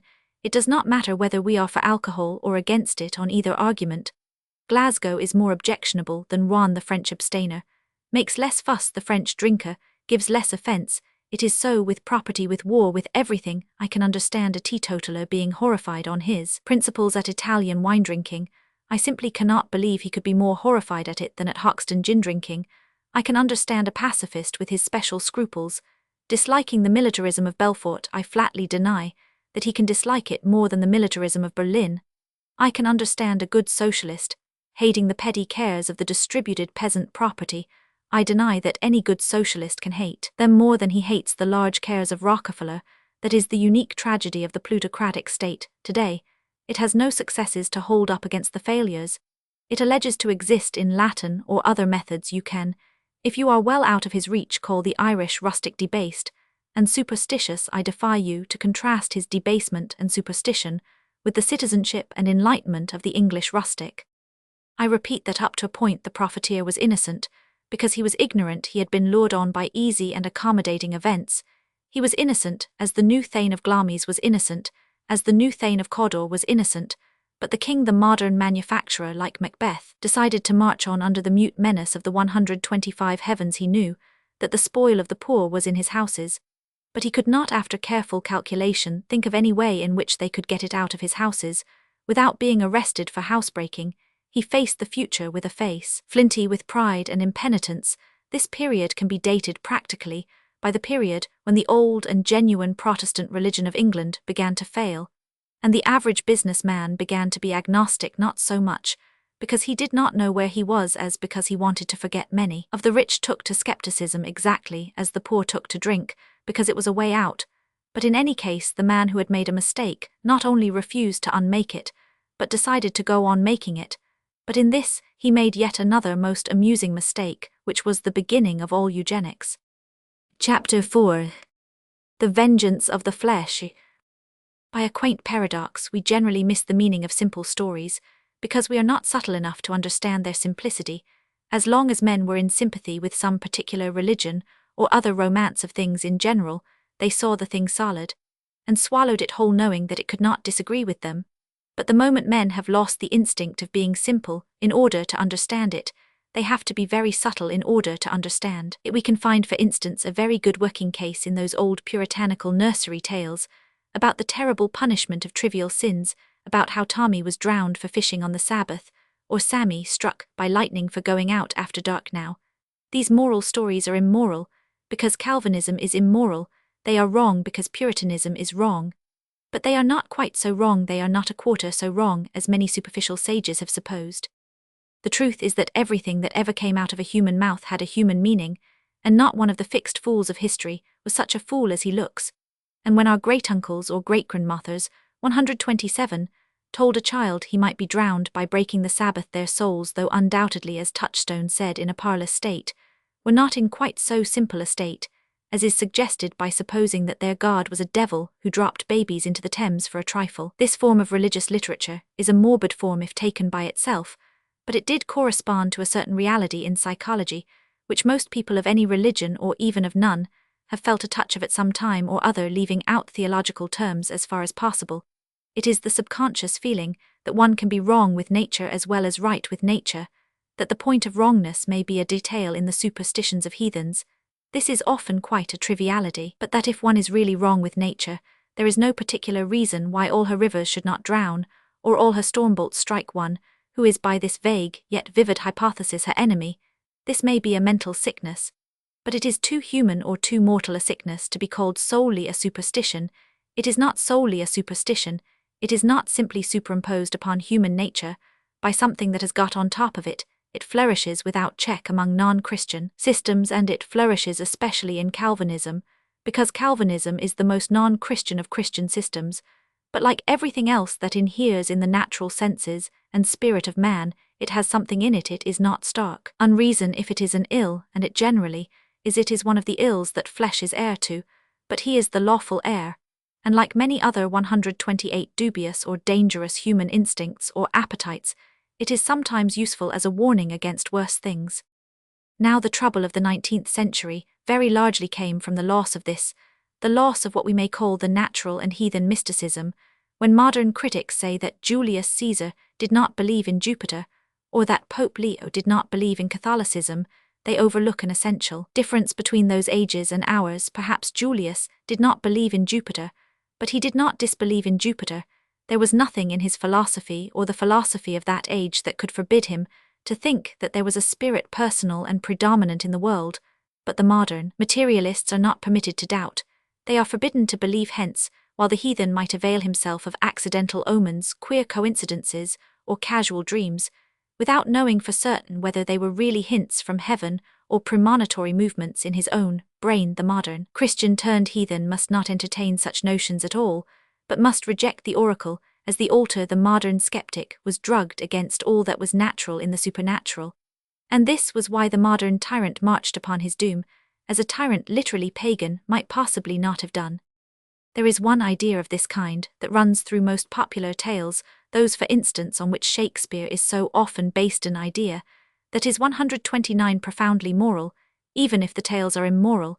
It is what may be called the flaw in the deed, the idea that if I take my advantage to the full I shall hear of something to my disadvantage. Thus Midas fell into a fallacy about the currency, and soon had reason to become something more than a bimetallist. Thus Macbeth had a fallacy about forestry. He could not see the trees for the wood. He forgot that though a place cannot be moved, the trees that grow on it can. Thus Shylock had a fallacy of physiology. He forgot that if you break into the house of life, you find it a bloody house in the most emphatic sense. But the modern capitalist did not read fairy tales, and never looked for the little omens at the turnings of the road. He, or the most intelligent section of him, had by now realized his position, and knew in his heart it was a false position. He thought a margin of men out of work was good for his business. He could no longer really think it was good for his country. He could no longer be the old hard-headed man who simply did not understand things. He could only be the hard-hearted man who faced them. But he still marched on. He was sure he had made no mistake. However, he had made a mistake as definite as a mistake in multiplication. It may be summarized thus, that the same inequality and insecurity that makes cheap labor may make bad labor, and at last no labor at all. It was as if a man who wanted something from an enemy should at last reduce the enemy to come knocking at his door in the despair of winter, should keep him waiting in the snow to 130 sharpen the bargain, and then come out to find the man dead upon the doorstep. He had discovered the divine boomerang. His sin had found him out. The experiment of individualism, keeping of the worker half in and half out of work, was far too ingenious not to contain a flaw. It was too delicate a balance to work entirely with the strength of the starved. and the vigilance of the benighted it was too desperate a course to rely wholly on desperation. And as time went on, the terrible truth slowly declared itself. The degraded class was really degenerating. It was right and proper enough to use a man as a tool, but the tool ceaselessly used was being used up. It was quite reasonable and respectable, of course, to fling a man away like a tool. But when it was flung away in the rain, the tool rusted, but the comparison to a tool was insufficient for an awful reason that had already begun to dawn upon the master's mind. If you pick up a hammer, you do not find a whole family of nails clinging to it. If you fling away a chisel by the roadside, it does not litter and leave a lot of little chisels. But the meanest of the tools man had still this strange privilege, which God had given him doubtless by mistake despite all improvements in machinery, the most important part of the machinery. Fittings technically described in the trade, as hands were apparently growing worse, the firm was not only encumbered with one useless servant, but he immediately turned himself into 5 useless servants.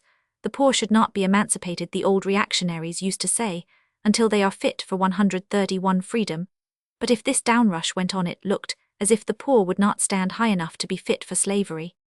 So at least it seemed, doubtless in a great degree subconsciously, to the man who had wagered all his wealth on the usefulness of the poor to the rich, and the dependence of the rich on the poor.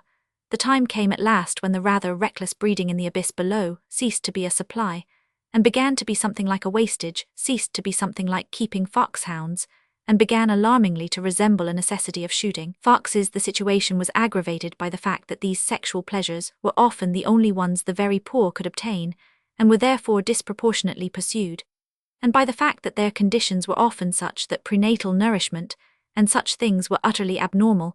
The consequences began to appear to a much less extent than the eugenists assert, but still to a notable extent, in a much looser sense than the eugenists assume, but still in some sort of sense. The types that were inadequate or incalculable or uncontrollable began to increase under the hedges of the country, on the seats of the parks, loafing under the bridges, or leaning over the embankment. Began to appear a new race of men who are certainly not mad, whom we shall gain no scientific light by calling feeble-minded, but who are in varying individual degrees dazed or drink-sodden or lazy or tricky or tired in body and spirit, in a far less degree than the teetotalers tell us, but still in a large degree the traffic in gin and bad 132, beer itself, a capitalist enterprise, fostered the evil though it had not begun it. Men who had no human bond with the instructed man, men who seemed to him monsters and creatures without mind, became an eyesore in the marketplace, and a terror on the empty roads. The rich were afraid. Moreover, as I have hinted before, the act of keeping the destitute out of public life, and crushing them under confused laws, had an effect on their intelligences, which paralyses them even as a proletariat. Modern people talk of reason versus authority, but authority itself involves reason, or its orders would not even be understood. If you say to your valet, "Look after the buttons on my waistcoat," he may do it even if you throw a boot at his head. But if you say to him, "Look after the buttons on my top hat," he will not do it though you empty a boot shop over him. If you say to a schoolboy, "Write out that ode of Horace from memory in the original Latin," he may do it without a flogging. If you say, "Write out that ode of Horace in the original German," he will not do it with 1,000 floggings. If you will not learn logic, he certainly will not learn Latin, and the ludicrous laws to which the needy are subject, such as that which punishes the homeless for not going home, have really, I think, a great deal to do with a certain increase in their sheepishness and short-wittedness, and therefore in their industrial inefficiency, by one of the monstrosities of the feeble-minded theory. A man actually acquitted by judge and jury could then be examined by doctors as to the state of his 133 mind, presumably, in order to discover by what diseased eccentricity he had refrained from the crime. In other words, when the police cannot jail a man who is innocent of doing something, they jail him for being too innocent to do anything. I do not suppose the man is an idiot at all, but I can believe he feels more like one after the legal process than before. Thus all the factors, bodily exhaustion, the harassing fear of hunger, the reckless refuge in sexuality, and the black botheration of bad loss combined to make the employee more unemployable. Now it is very important to understand here that there were 2 courses of action still open to the disappointed capitalist, confronted by the new peril of this real, or alleged decay. First, he might have reversed his machine, so to speak, and started unwinding the long rope of dependence by which he had originally dragged the proletarian to his feet. In other words, he might have seen that the workmen had more money, more leisure, more luxuries, more status in the community, and then trusted to the normal instincts of reasonably happy human beings to produce a generation better born bred, and cared for than these tortured types that were less and less used to him, it might still not be too late to rebuild the human house upon such an architectural plan that poverty might fly out of the window, with the reasonable prospect of love coming in at the door. In short, he might have let the English poor, the mass of whom were not weak-minded though more of them were growing weaker, a reasonable chance, in the form of more money, of achieving their 134 eugenical resurrection themselves. It has never been shown, and it cannot be shown, that the method would have failed, but it can be shown, and it must be closely and clearly noted, that the method had very strict limitations from the employer's own point of view. If they made the worker too comfortable, he would not work to increase another's comforts. If they made him too independent, he would not work like a dependent. If, for instance, his wages were so good that he could save out of them, he might cease to be a wage earner. If his house or garden were his own, he might stand an economic siege in it. The whole capitalist experiment had been built on his dependence, but now it was getting out of hand, not in the direction of freedom, but of frank helplessness. One might say that his dependence had got independent of control. But there was another way, and towards this the employer's ideas began, first darkly and unconsciously, but now more and more clearly, to drift, giving property, giving leisure, giving status costs money. But there is one human force that costs nothing, as it does not cost the beggar a penny to indulge. So it would not cost the employer a penny to employ. He could not alter or improve the tables or the chairs on the cheap. But there were two pieces of furniture labelled respectively the husband and the wife, whose relations were much cheaper. He could alter the marriage in the house in such a way as to promise himself the largest possible number of the kind of children he did want, with the smallest possible number of the kind he 135 did not. He could divert the force of sex from producing vagabonds, and he could harness to his high engines, unbought, the red unbroken river of the blood of a man in his youth, as he has already harnessed to them all the wild waste rivers of the world. Chapter 5. The meanness of the motive. Now, if any ask whether it be imaginable that an ordinary man of the wealthier type should analyze the problem, or conceive the plan, the inhumanly farseeing plan, as I have set it forth, the answer is certainly not. Many rich employers are too generous to do such a thing. Many are too stupid to know what they are doing. The eugenical opportunity I have described is but an ultimate analysis of a whole drift of thoughts in the type of man who does not analyze his thoughts. He sees a slouching tramp with a sick wife and a string of rickety children, and honestly wonders what he can do with them. But prosperity does not favor self-examination, and he does not even ask himself whether he means how can I help them, or how can I use them, what he can still do for them, or what they could still do for him. Probably he sincerely means both, but the latter much more than the former. He laments the breaking of the tools of mammon much more than the breaking of the images of God. It would be almost impossible to grope in the limbo of what he does think. But we can assert that there is one thing he doesn't think. He doesn't think this man might be as jolly as I am if he need not come to me for work or wages. I could fill this book with examples of the universal unconscious assumption that life and sex must live by the laws of business or industrialism, and not vice versa. Examples from all the magazines, novels, and newspapers. In order to make it brief and typical, I take one case of a more or less eugenist sort from a paper that lies open in front of me, paper that still bears on its forehead the boast of being peculiarly an organ of democracy. In revolt to this, a man writes to say that the spread of destitution will never be stopped until we have educated 138 the lower classes in the methods by which the upper classes prevent procreation. The man had the horrible playfulness to sign his letter hopeful. Well, there are certainly many methods by which people in the upper classes prevent procreation. One of them is what used to be called platonic friendship, till they found another name for it at the Old Bailey. I do not suppose the hopeful gentleman hopes for this, but some of us find the abortion he does hope for almost as abominable. That, however, is not the curious point. The curious point is that the hopeful one concludes by saying, when people have large families and small wages, not only is there a high infantile death rate, but often those who do live to grow up are stunted and weakened by having had to share the family income for a time with those who died early. There would be less unhappiness if there were no unwanted children. You will observe that he tacitly takes it for granted that the small wages and the income desperately shared are the fixed points like day and night. The conditions of human life compared with them, marriage and maternity, are luxuries, things to be modified to suit the wage market. There are unwanted children, but unwanted by whom? This man does not really mean that the parents do not want to have them. He means that the employers do not want to pay them properly. Doubtless, if you said to him directly, "Are you in favor of low wages?" he would say no. But I am not in this chapter talking about the effect on such modern minds of a cross-examination, to which they do not subject 139 themselves. I am talking about the way their minds work, the instinctive trick and turn of their thoughts, the things they assume before argument, and the way they faintly feel that the world is going, and frankly the turn of their mind is to tell the child he is not wanted, as the turn of my mind is to tell the profiteer he is not wanted. Motherhood they feel, and a full childhood, and the beauty of brothers and sisters are good things in their way, but not so good as a bad wage about the mutilation of womanhood and the massacre of men unborn. He signs himself hopeful, he is hopeful of female indignity, hopeful of human annihilation, but about improving the small bad wage he signs himself hopeless. This is the first evidence of motive, the ubiquitous assumption that life and love must fit into a fixed framework of employment, even as in this case of bad employment. The second evidence is the tacit and total neglect of the scientific question in all the departments in which it is not an employment question, as for instance the marriages of the princely patrician or merely plutocratic houses.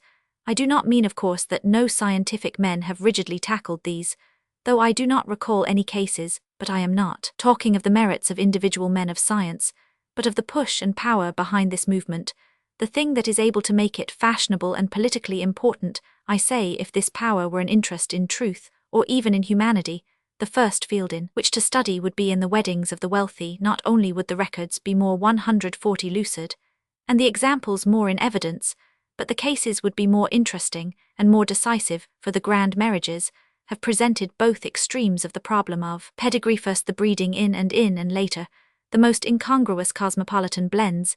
It would really be interesting to note which worked the best, or what point of compromise was safest, for the poor about whom the newspaper eugenists are always talking cannot offer any test cases, so complete waiters never had to marry waitresses, as princes had to marry princesses, and for the other extreme, housemaids seldom marry Red Indians. It may be because there are none to marry, but to the millionaires the continents are flying railway stations, and the most remote races can be rapidly linked together. A marriage in London or Paris may chain Ravenna to Chicago, or Ben Cruachan to Baghdad. Many European aristocrats marry Americans, notoriously the most mixed stock in the world, so that the disinterested eugenist with a little trouble might reveal rich stores of Negro or Asiatic blood to his delighted employer, instead of which he dulls our ears and distresses our refinement by tedious denunciations of the monochrome marriages of the poor.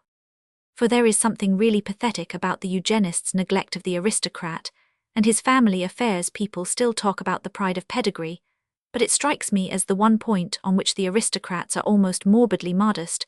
We should be learned eugenists if we were allowed to know 141 half as much of their heredity as we are of their hairdressing. We see the modern aristocrat in the most human poses in the illustrated papers, playing with his dog or parrot.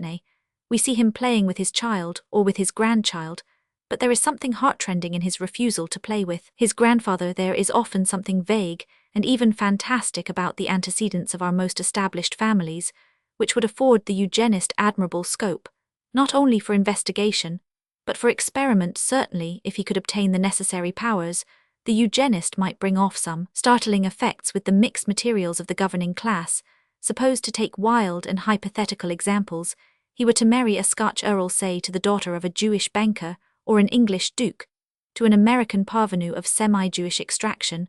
What would happen? We have here an unexplored field.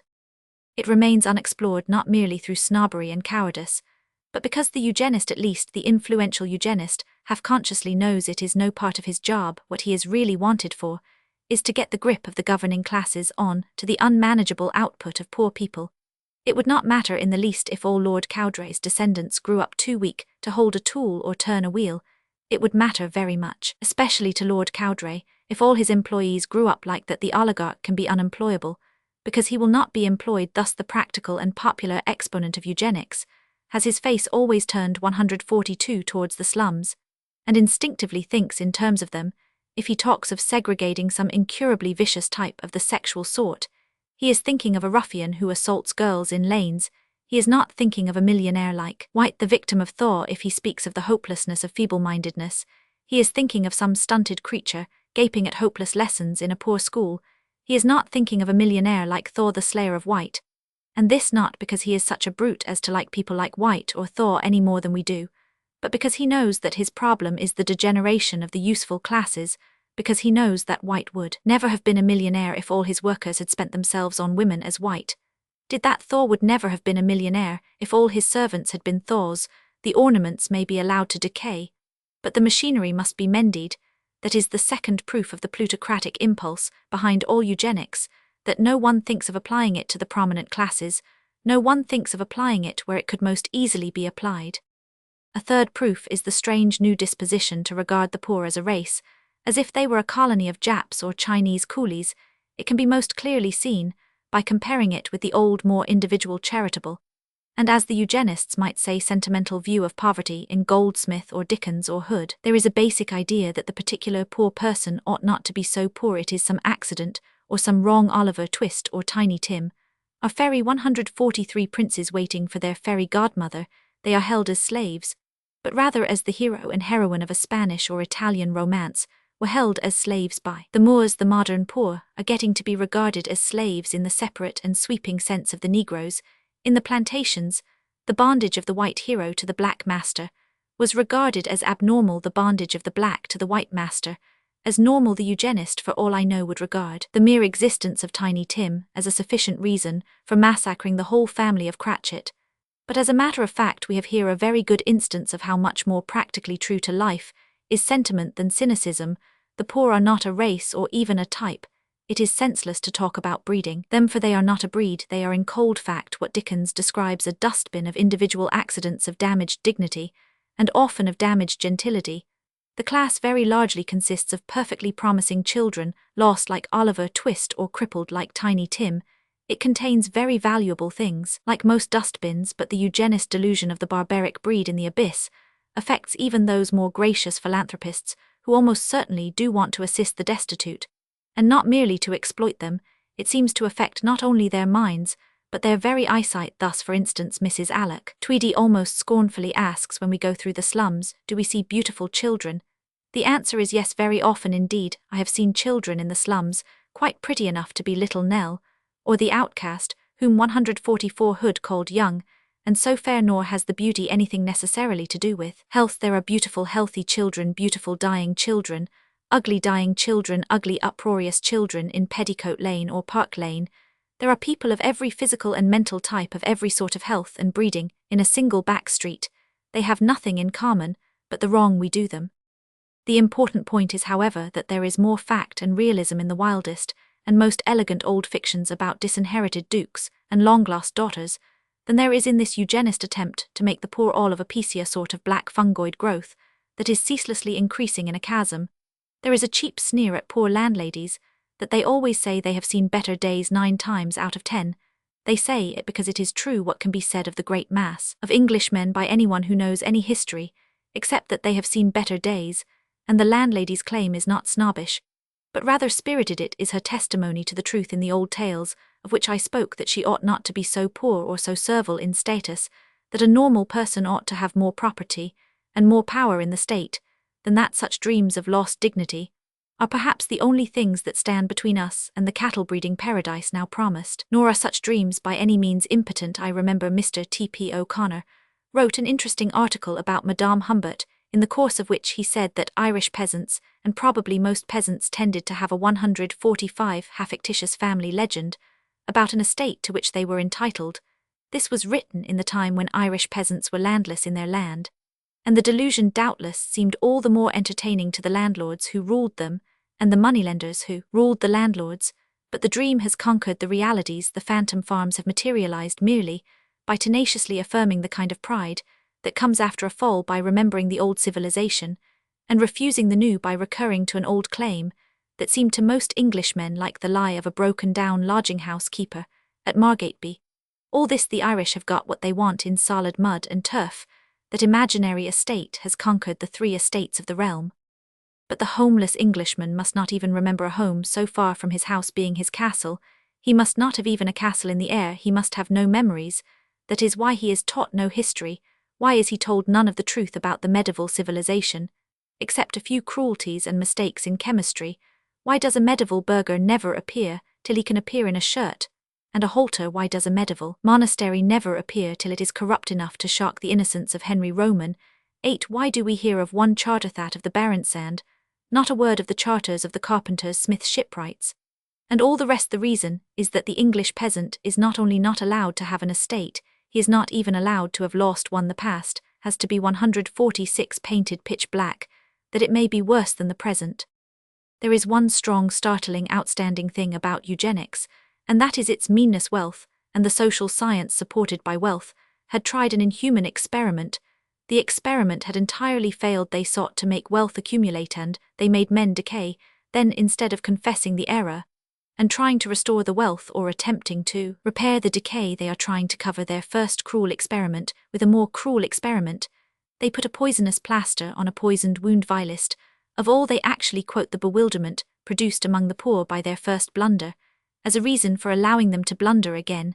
They are apparently ready to arrest all the opponents of their system as mad merely because the system was maddening. Suppose a captain had collected volunteers in a hot waste country by the assurance that he could lead them to water, and knew where to meet the rest of his regiment. Suppose he led them wrong to a place where the regiment could not be for days, and there was no water, and suppose sunstroke struck them down on the sand, man after man, and they kicked and danced and raved, and when at last the regiment came, suppose the captain successfully concealed his mistake, because all his men had suffered too much from it to testify to its ever having occurred. What would you think of the gallant captain?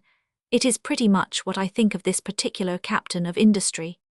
Of course, nobody supposes that all capitalists, or 147 most capitalists, are conscious of any such intellectual trick. Most of them are as much bewildered as the battered proletariat, but there are some who are less well-meaning and more mean, and these are leading their more generous colleagues towards the fulfillment of this ungenerous evasion, if not towards the comprehension of it. Now a ruler of the capitalist civilization, who has come to consider the idea of ultimately herding and breeding the workers like cattle, has certain contemporary problems to review. He has to consider what forces still exist in the modern world for the frustration of his design. The first question is how much remains of the old ideal of individual liberty. The second question is how far the modern mind is committed to such egalitarian ideas as may be implied in socialism. The third is whether there is any power of resistance in the tradition of the populace itself. These three questions for the future I shall consider in their order in the final chapters that follow. It is enough to say here that I think the progress of these ideals has broken down at the precise point where they will fail to prevent the experiment. Briefly, the progress will have deprived the capitalist of his old individualist scruples, without committing him to his new collectivist obligations. He is in a very perilous position, for he has ceased to be a liberal without becoming a socialist, and the bridge by which he was crossing has broken above an abyss of anarchy. Chapter 6: The Eclipse of Liberty. If such a thing as the eugenic sociology had been suggested in the period from Fox to Gladstone, it would have been far more fiercely repudiated by the reformers than by the conservatives. If Tories had regarded it as an insult to marriage, radicals would have far more resolutely regarded it as an insult to citizenship.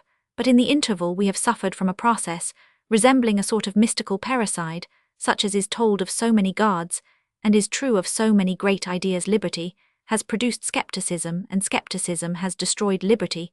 The lovers of liberty thought they were leaving it unlimited when they were only leaving it undefined.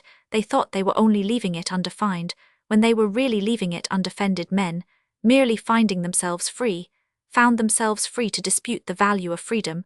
But the important point to seize about this reactionary skepticism is that, as it is bound to be unlimited in theory, so it is bound to be unlimited in practice. In other words, the modern mind is set in an attitude which would enable it to advance not only towards eugenic legislation, but towards any conceivable or inconceivable extravagances of eugenics. This distinction is very important, as can be seen from any practical parallel. Suppose we wake up in the middle of the night and find that a neighbor has entered the house not by the front door, but by the skylight. We may suspect that he has come after the 150 fine old family jewelry. We may be reassured if he can refer it to a really exceptional event, as that he fell onto the roof out of an aeroplane, or climbed onto the roof to escape from a mad dog. Short of the incredible, the stranger the story, the better the excuse. For an extraordinary event requires an extraordinary excuse, but we shall hardly be reassured if he merely gazes at us in a dreamy and wistful fashion, and says, after all, what is property? Why should material objects be thus artificially attached, etc., etc.? We shall merely realize that his attitude allows of his taking the jewelry and everything else, or, if the neighbor approaches us carrying a large knife dripping with blood, we may be convinced by his story that he killed another neighbor in self-defense, that the quiet gentleman next door was really a homicidal maniac. We shall know that homicidal mania is exceptional, and that we ourselves are so happy as not to suffer from it, and being free from the disease may be free from the danger, but it will not soothe us for the man with the gory knife to say softly and pensively, after all, what is human life? Why should we cling to it? Brief at the best, sad at the brightest, it is itself but a disease from which etc. etc. We shall perceive that the skeptic is in a mood not only to murder us, but to massacre everybody in the street, exactly the same effect which would be produced by the questions of what is property, and what is life is produced by the question of what is liberty. It leaves the questioner free to disregard any liberty. 151, or in other words to take any liberties. The very thing he says is an anticipatory excuse for anything he may choose to do. If he gags a man to prevent him from indulging in profane swearing, or locks him in the coal cellar to guard against his going on the spree, he can still be satisfied with saying, after all, what is liberty? Man is a member of etc. etc. That is the problem, and that is why there is now no protection against eugenic, or any other experiments.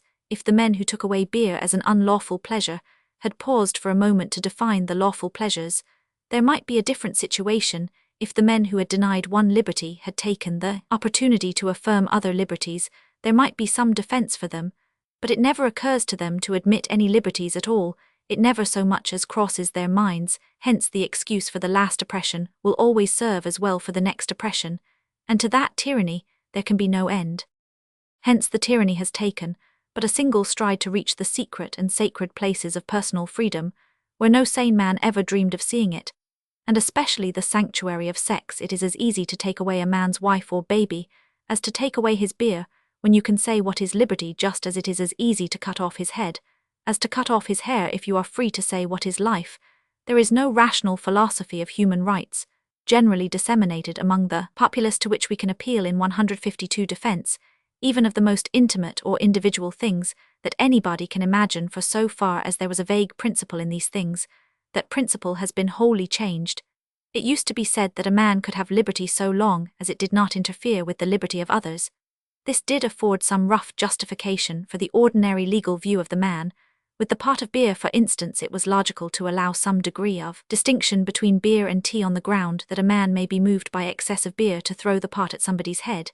And it may be said that the spinster is seldom moved by excess of tea to throw the teapot at anybody's head. But the whole ground of argument is now changed, for people do not consider what the drunkard does to others by throwing the pot, but what he does to himself by drinking the beer. The argument is based on health, and it is said that the government must safeguard the health of the community, and the moment that is said there ceases to be the shadow of a difference between beer and tea. People can certainly spoil their health with tea, or with tobacco, or with 20 other things, and there is no escape for the hygienic logician, except to restrain and regulate them all. If he is to control the health of the community, he must necessarily control all the habits of all the citizens, and among the rest, their habits in the matter of sex. But there is more than this. It is not only true that it is the last liberties of man that are being taken 153 away, and not merely his first or most superficial liberties, it is also inevitable that the last liberties should be taken first. It is inevitable that the most private matters should be most under public coercion. This inverse variation is very important, though very little realized. If a man's personal health is a public concern, his most private acts are more public than his most public acts. The official must deal more directly with his cleaning his teeth in the morning than with his using his tongue in the marketplace. The inspector must interfere more with how he sleeps in the middle of the night than with how he works in the course of the day. The private citizen must have much less to say about his bath or his bedroom window than about his vote or his banking account. The policeman must be in a new sense a private detective, and shadow him in private affairs rather than in public affairs. A policeman must shut doors behind him for fear he should sneeze, or shove pillows under him for fear he should snore. All this, and things far more fantastic, follow from the simple formula that the state must make itself responsible for the health of the citizen. But the point is that the policeman must deal primarily and promptly with the citizen in his relation to his home, and only indirectly and more doubtfully with the citizen in his relation to his city. By the whole logic of this test, the king must hear what is said in the inner chamber, and hardly notice what is proclaimed from the housetops. We have heard of a revolution that turns everything upside down, But 154, this is almost literally a revolution that turns everything inside out. If a wary reactionary of the tradition of Metternich had wished in the 19th century to reverse the democratic tendency, he would naturally have begun by depriving the democracy of its margin of more dubious powers over more distant things. He might well begin, for instance, by removing the control of foreign affairs from popular assemblies, and there is a case for saying that a people may understand its own affairs without knowing anything whatever about foreign affairs. Then he might centralize great national questions, leaving a great deal of local government in local questions. This would proceed so for a long time before it occurred to the blackest terrorist of the despotic ages to interfere with a man's own habits in his own house. But the new sociologists and legislators are by the nature of their theory bound to begin where the despots leave off, even if they leave off where the despots begin for them. As they would put it, the first things must be the very fountains of life, love and birth and babyhood. And these are always covered fountains flowing in the quiet courts of the home for them. As Mr. H.G. Wells put it, life itself may be regarded merely as a tissue of births. Thus they are coerced by their own rational principle to begin all coercion at the other end, at the inside end.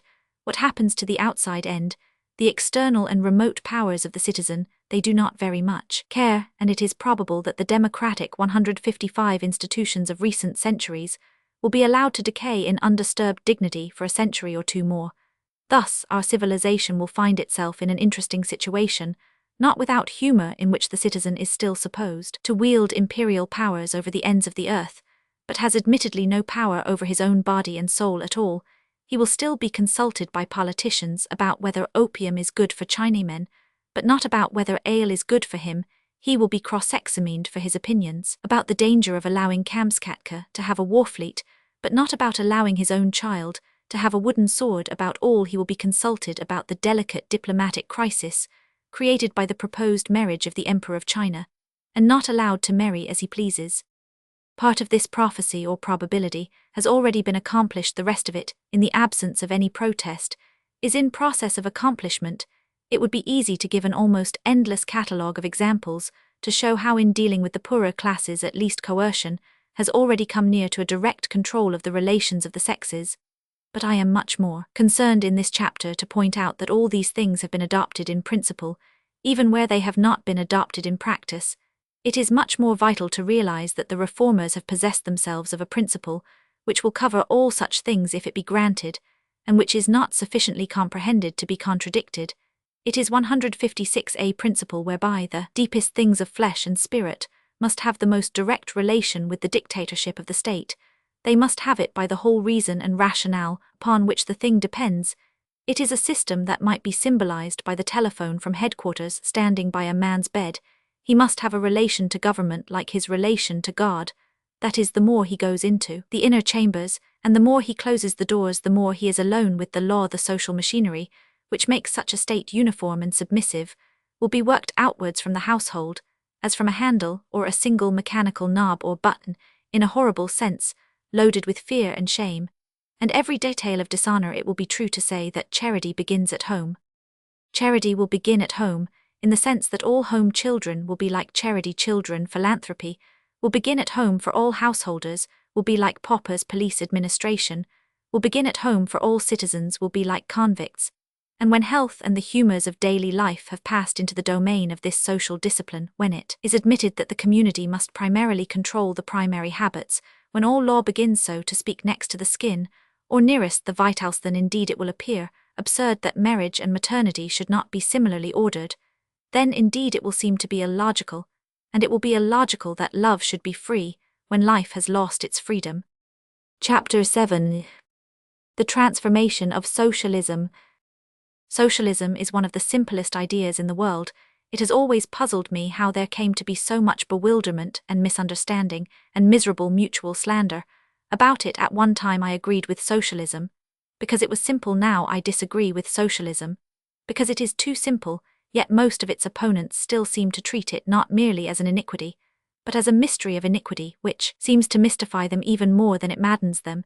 It may not seem strange that its antagonists should be puzzled about what it is. It may appear more curious and interesting that its admirers are equally puzzled. Its foes used to denounce socialism as anarchy, which is its opposite. Its friends seem to suppose that it is a sort of optimism, which is almost as much of an opposite friends and foes alike talked as if it involved a sort of faith in ideal human nature, why I could never imagine the socialist system in a more special sense than any other is founded not on optimism, but on original sin.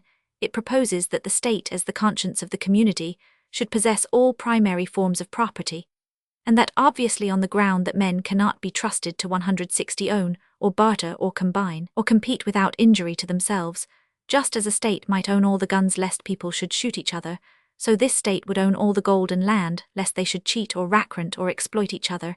It seems extraordinarily simple, and even obvious, and so it is too obvious to be true, but while it is obvious it seems almost incredible that anybody ever thought it optimistic. I am myself primarily opposed to socialism or collectivism or Bolshevism, or whatever we call it, for a primary reason not immediately involved here: the ideal of property. I say the ideal, and not merely the idea, and this alone disposes of the moral mistake in the matter. It disposes of all the dreary doubts of the anti-socialists about men not yet being angels, and all the yet drearier hopes of the socialists about men soon being supermen. I do not admit that private property is a concession to baseness and selfishness. I think it is a point of honor. I think it is the most truly popular of all points of honor.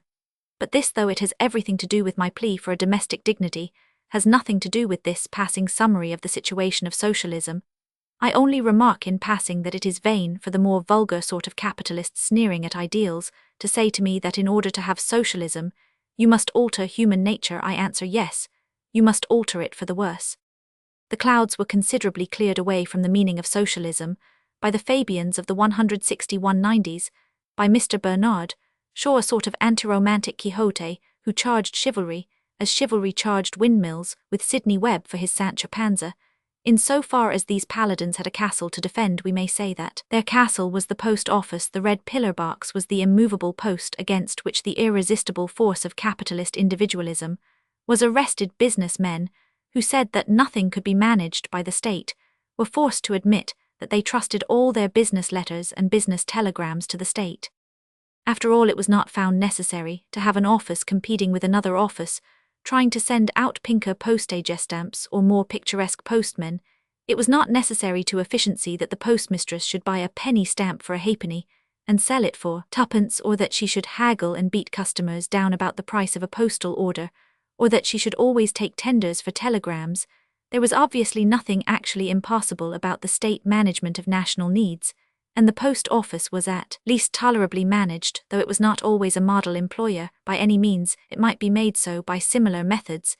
It was not impossible that equitable pay, and even equal pay, could be given to the Postmaster General, and the postman. We had only to extend this rule of public responsibility, and we should escape from all the terror of insecurity and torture of compassion, which hagrides humanity in the insane extremes of economic 162 inequality and injustice. As Mr. Shaw put it, a man must save society's honor before he can save his own. That was one side of the argument, that the change would remove inequality, and there was an answer on the other side. It can be stated most truly by putting another model institution, an edifice, side by side with the post office. It is even more of an ideal republic or commonwealth, without competition or private profit. It supplies its citizens not only with the stamps, but with clothes and food and lodging, and all they require. It observes considerable level of equality in these things, notably in the clothes. It not only supervises the letters, but all the other human communications, notably the sort of evil communications that corrupt good manners. This twin model to the post office is called the prison, and much of the scheme for a model state was regarded by its opponents as a scheme for a model prison good, because it fed men equally but less acceptable, since it imprisoned them equally. It is better to be in a bad prison than in a good one from the standpoint of the prisoner. This is not at all a paradox, if only because in a bad prison he is more likely to escape, but apart from that, a man was in many ways better off in the old dirty and corrupt prison, where he could bribe turnkeys to bring him drink and meet fellow prisoners to drink with. Now, that is exactly the difference between the present system and the proposed system. Nobody worth 163 talking about respects the present system. Capitalism is a corrupt prison. That is the best that can be said for capitalism, but it is something to be said for it, for a man is a little freer in that corrupt prison than he would be in a complete prison.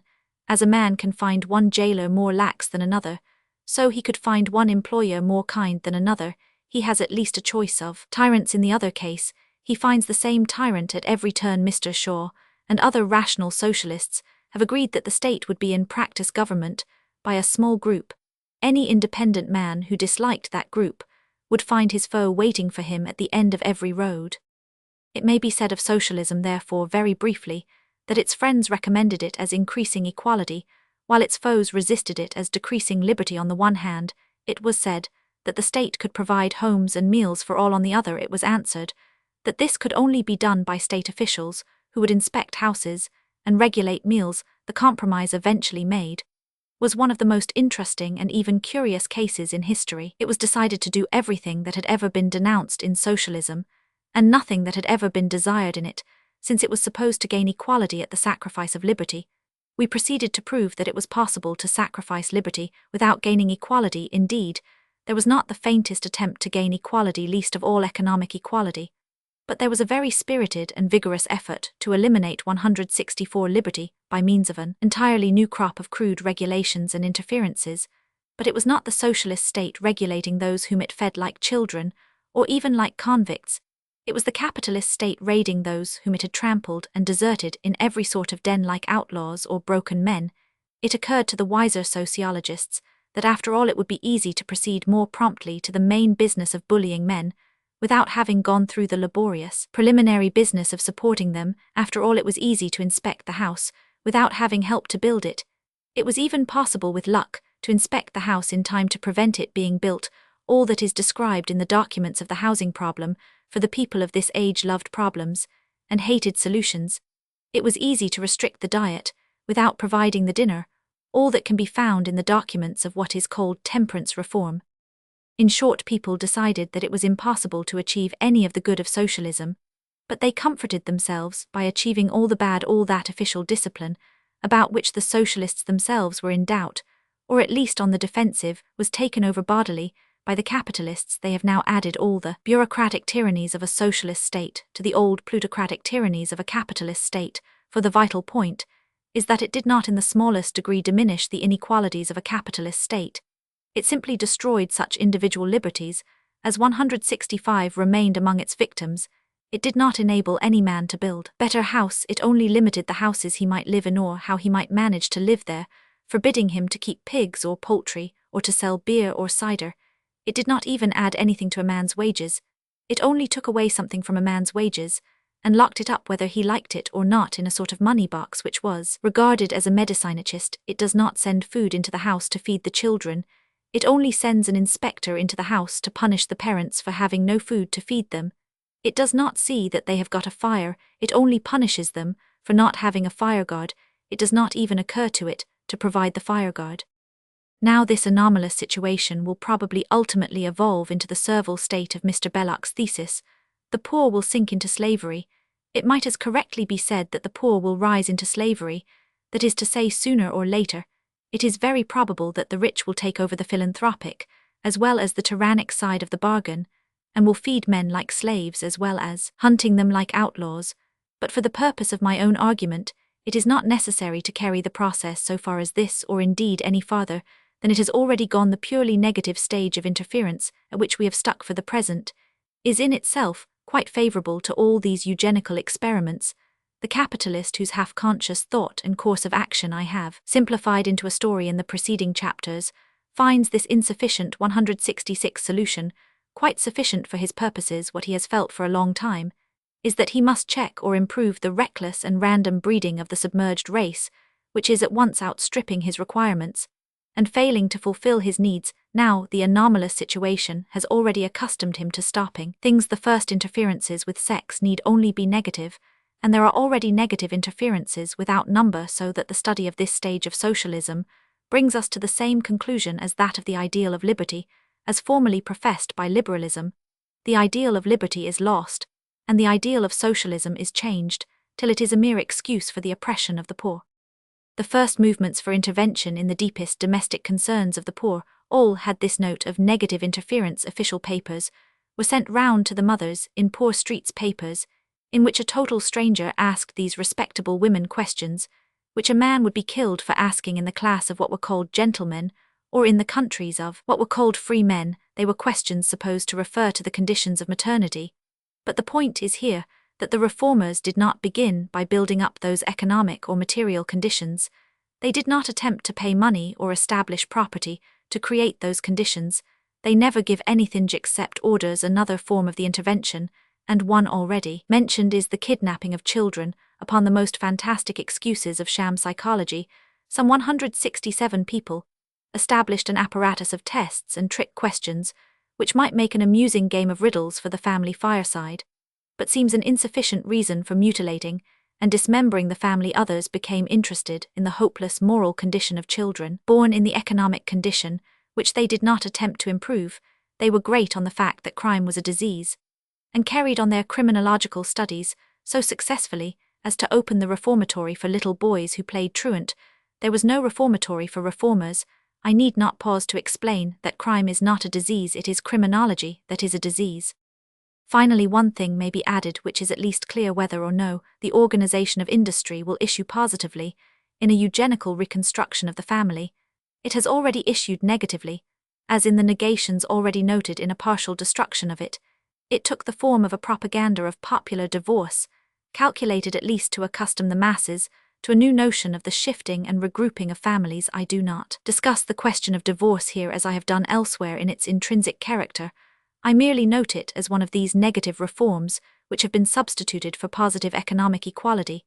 It was preached with a weird hilarity, as if the suicide of love were something not only humane but happy, but it need not be explained, and certainly it need not be denied that the harassed poor of a diseased industrialism were indeed maintaining marriage under 168, every disadvantage, and often found individual relief in divorce. Industrialism does produce many unhappy marriages for the same reason that it produces so many unhappy men, but all the reforms were directed to rescuing the industrialism, rather than the happiness poor couples were to be divorced, because they were already divided. Through all this modern muddle, there runs the curious principle of sacrificing the ancient uses of things, because they do not fit in with the modern abuses. When the tares are found in the wheat, the greatest promptitude and practicality is always shown in burning the wheat and gathering the tares into the barn. And since the serpent coiled about the chalice had dropped his poison in the wine of Cana, analysts were instantly active in the effort to preserve the poison and to pour away the wine. Chapter 8. The end of the household gods. The only place where it is possible to find an echo of the mind of the English masses is either in conversation or in comic songs.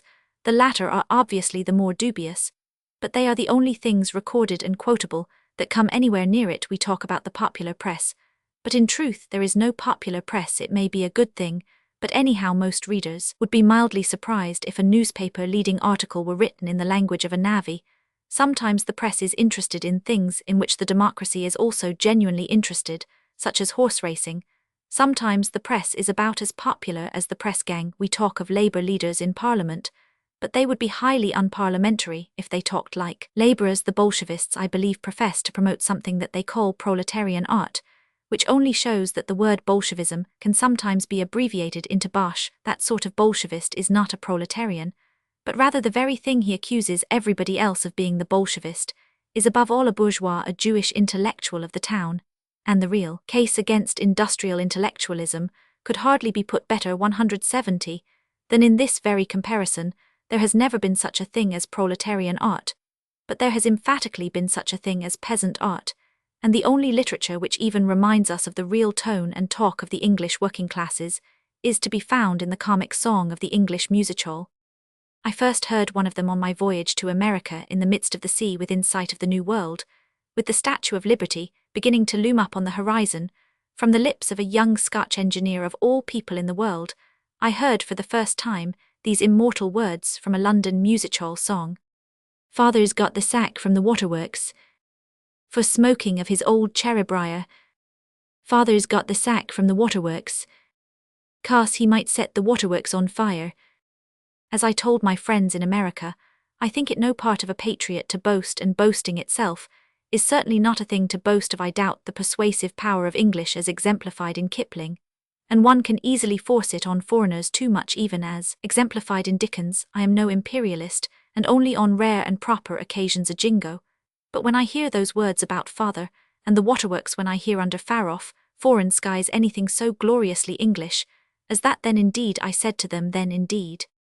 I thank the goodness and the grace that on my birth have smiled, and made me as you see me here, a little English child.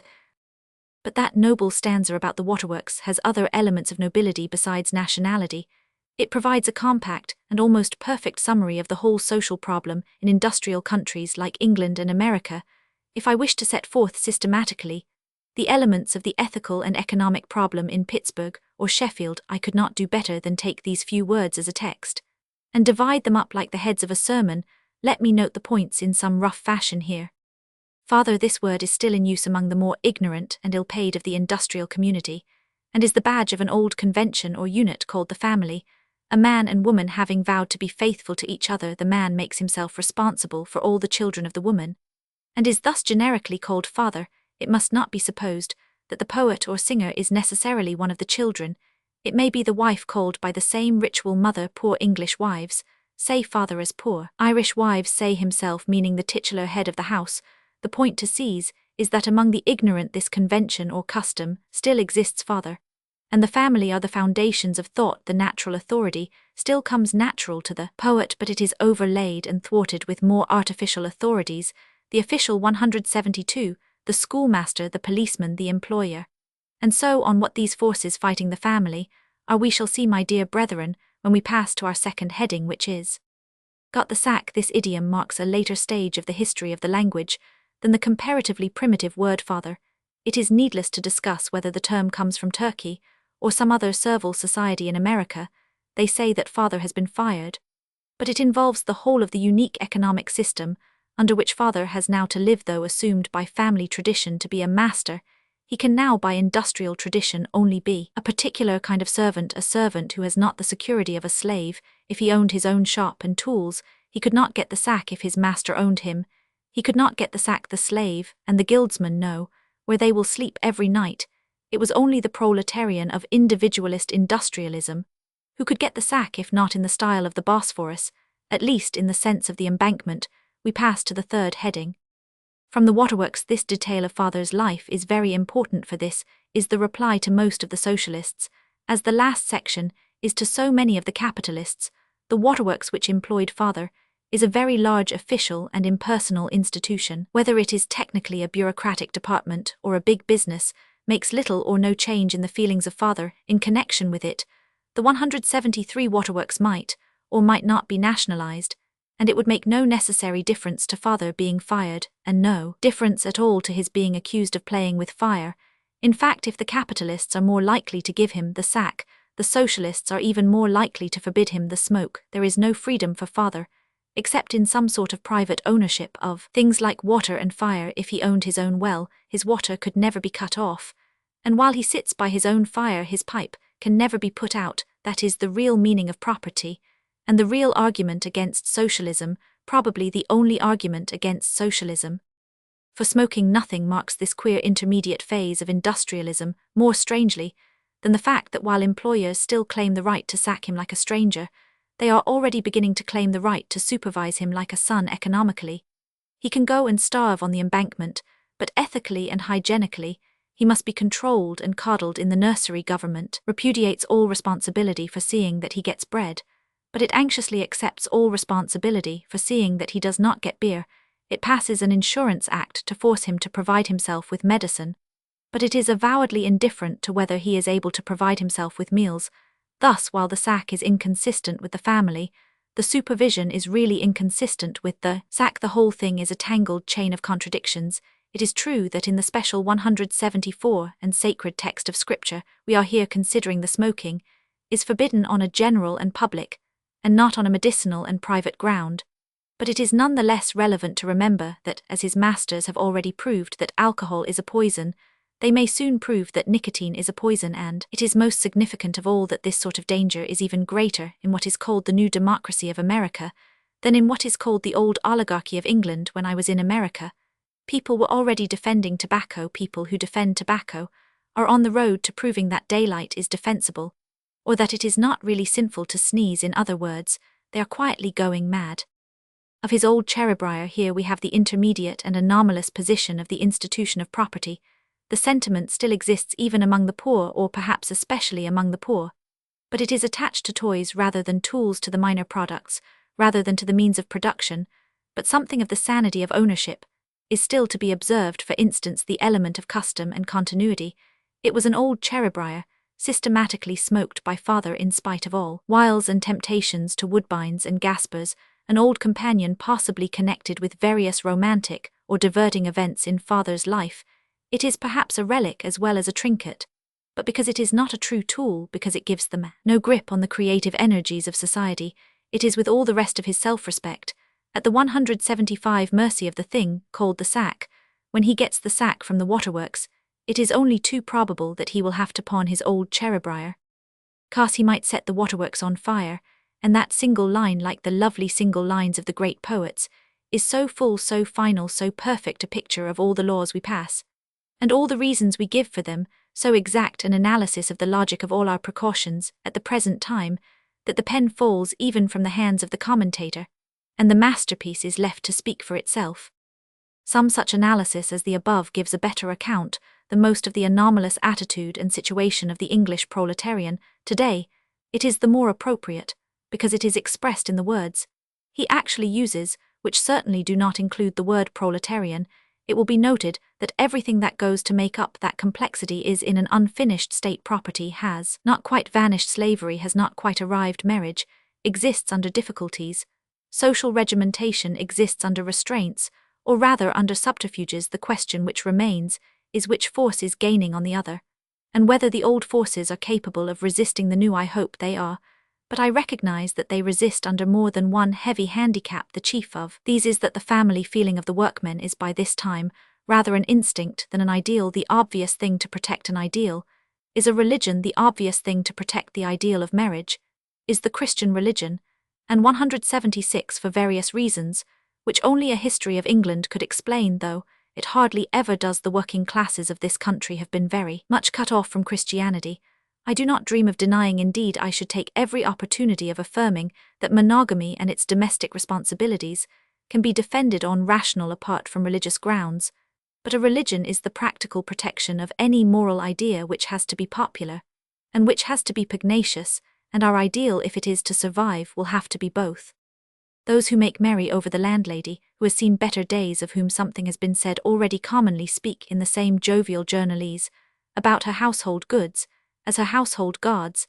They would be much startled if they discovered how right they are. Exactly what is lacking to the modern materialist is something that can be what the household gods were to the ancient heathen. The household gods of the heathen were not only wood and stone. At least, there is always more than that in the stone of the hearthstone and the wood of the rooftree. So long as Christianity continued the tradition of patron saints and portable relics, this idea of a blessing on the household could continue. If men had not domestic divinities, at least they had divine domesticities. When Christianity was chilled with Puritanism and rationalism, this inner warmth or secret fire in the house faded on the hearth, but some of the embers still glow, or at least glimmer, and their 177 is still a memory among the poor, that their material possessions are something sacred. I know poor men for whom it is the romance of their lives to refuse big sums of money for an old copper warming pan. They do not want it in any sense of base utility, they do not use it as a warming pan, but it warms them for all that. It is indeed, as Sergeant Buzfuz humorously observed, a cover for hidden fire, and the fire is that which burned before the strange and uncouth wooden gods like giant dolls in the huts of ancient Italy. It is a household god, and I can imagine some such neglected and unlucky English man dying with his eyes on the red gleam of that piece of copper, as happier men have died with their eyes on the golden gleam of a chalice or a cross. It will thus be noted that there has always been some connection between a mystical belief and the materials of domesticity, that they generally go together, and that now in a more mournful sense they are gone together. The working classes have no reserves of property with which to defend their relics of religion, they have no religion with which to sanctify and dignify their property. Above all, they are under the enormous disadvantage of being right without knowing it. They hold their sound principles as if they were sullen prejudices. They almost secrete their small property as if it were stolen property. Often a poor woman will tell a magistrate that she sticks to her husband, with the defiant and desperate air of a wanton resolved to run away from her husband. 178. Often she will cry as hopelessly, and as it were helplessly when deprived of her child, as if she were a child deprived of her doll. Indeed, a child in the street, crying for her lost doll, would probably receive more sympathy than she does. Meanwhile, the fun goes on, and many such conflicts are recorded even in the newspapers between heartbroken parents and housebreaking philanthropists, always with one issue, of course. There are any number of them that never get into the newspapers, and we have to be flippant about these things as the only alternative to being rather fierce. And I have no desire to end on a note of universal ferocity. I know that many who set such machinery in motion do so from motives of sincere but confused compassion, and many more from a dull but not dishonorable medical or legal habit. But if I and those who agree with me tend to some harshness and abruptness of condemnation, these worthy people need not be altogether impatient with our impatience. It is surely beneath them in the scope of their great schemes to complain of protests so ineffectual about wrongs, so individual. I have considered in this chapter the chances of general democratic defense of domestic honor, and have been compelled to the conclusion that they are not at present hopeful, and it is at least clear that we cannot be founding on them any personal hopes. If this conclusion leaves us defeated, we submit that it leaves us disinterested. Ours is not the sort of protest, at least, that promises 179 anything even to the demagogue, let alone the sycophant. Those we serve will never rule, and those we pity will never rise. Parliament will never be surrounded by a mob of submerged grandmothers brandishing pawn tickets. There is no trade union of defective children. It is not very probable that modern government will be overturned by a few poor dingy devils who are sent to prison by mistake, or rather by ordinary accident. Surely it is not for those magnificent socialists or those great reformers and reconstructors of capitalism, sweeping onward to their scientific triumphs, and caring for none of these things, to murmur at our vain indignation. At least if it is vain, it is the less venal, and in so far as it is hopeless, it is also thankless. They have their great campaigns and cosmopolitan systems for the regimentation of millions and the records of science and progress. They need not be angry with us, who plead for those who will never read our words or reward our effort. Even with gratitude, they need surely have no worse mood towards us than mystification, seeing that, in recalling these small things of broken hearts or homes, we are but recording what cannot be recorded, trivial tragedies that will fade faster and faster in the flux of time, cries that fail in a furious and infinite wind, wild words of despair that are written only upon running water, unless, indeed, as some so stubbornly and strangely say, they are somewhere cut deep into a rock, in the red granite of the wrath of God. Chapter 9. A short chapter. Round about the year 1913, eugenics was turned from a fad to a fashion. Then, if I may so summarize the situation, the joke began in earnest. The organizing mind, which we have seen considering the problem of slum population, the popular material, and the possibility of protests, felt that the time had come to open the campaign. Eugenics began to appear in big headlines in the daily press and big pictures in the illustrated papers. A foreign gentleman named Balse, living at Hampstead, was advertised on a huge scale as having every intention of being the father of the Superman. It turned out to be a superwoman, and was called Eugenette. The parents were described as devoting themselves to the production of perfect prenatal conditions.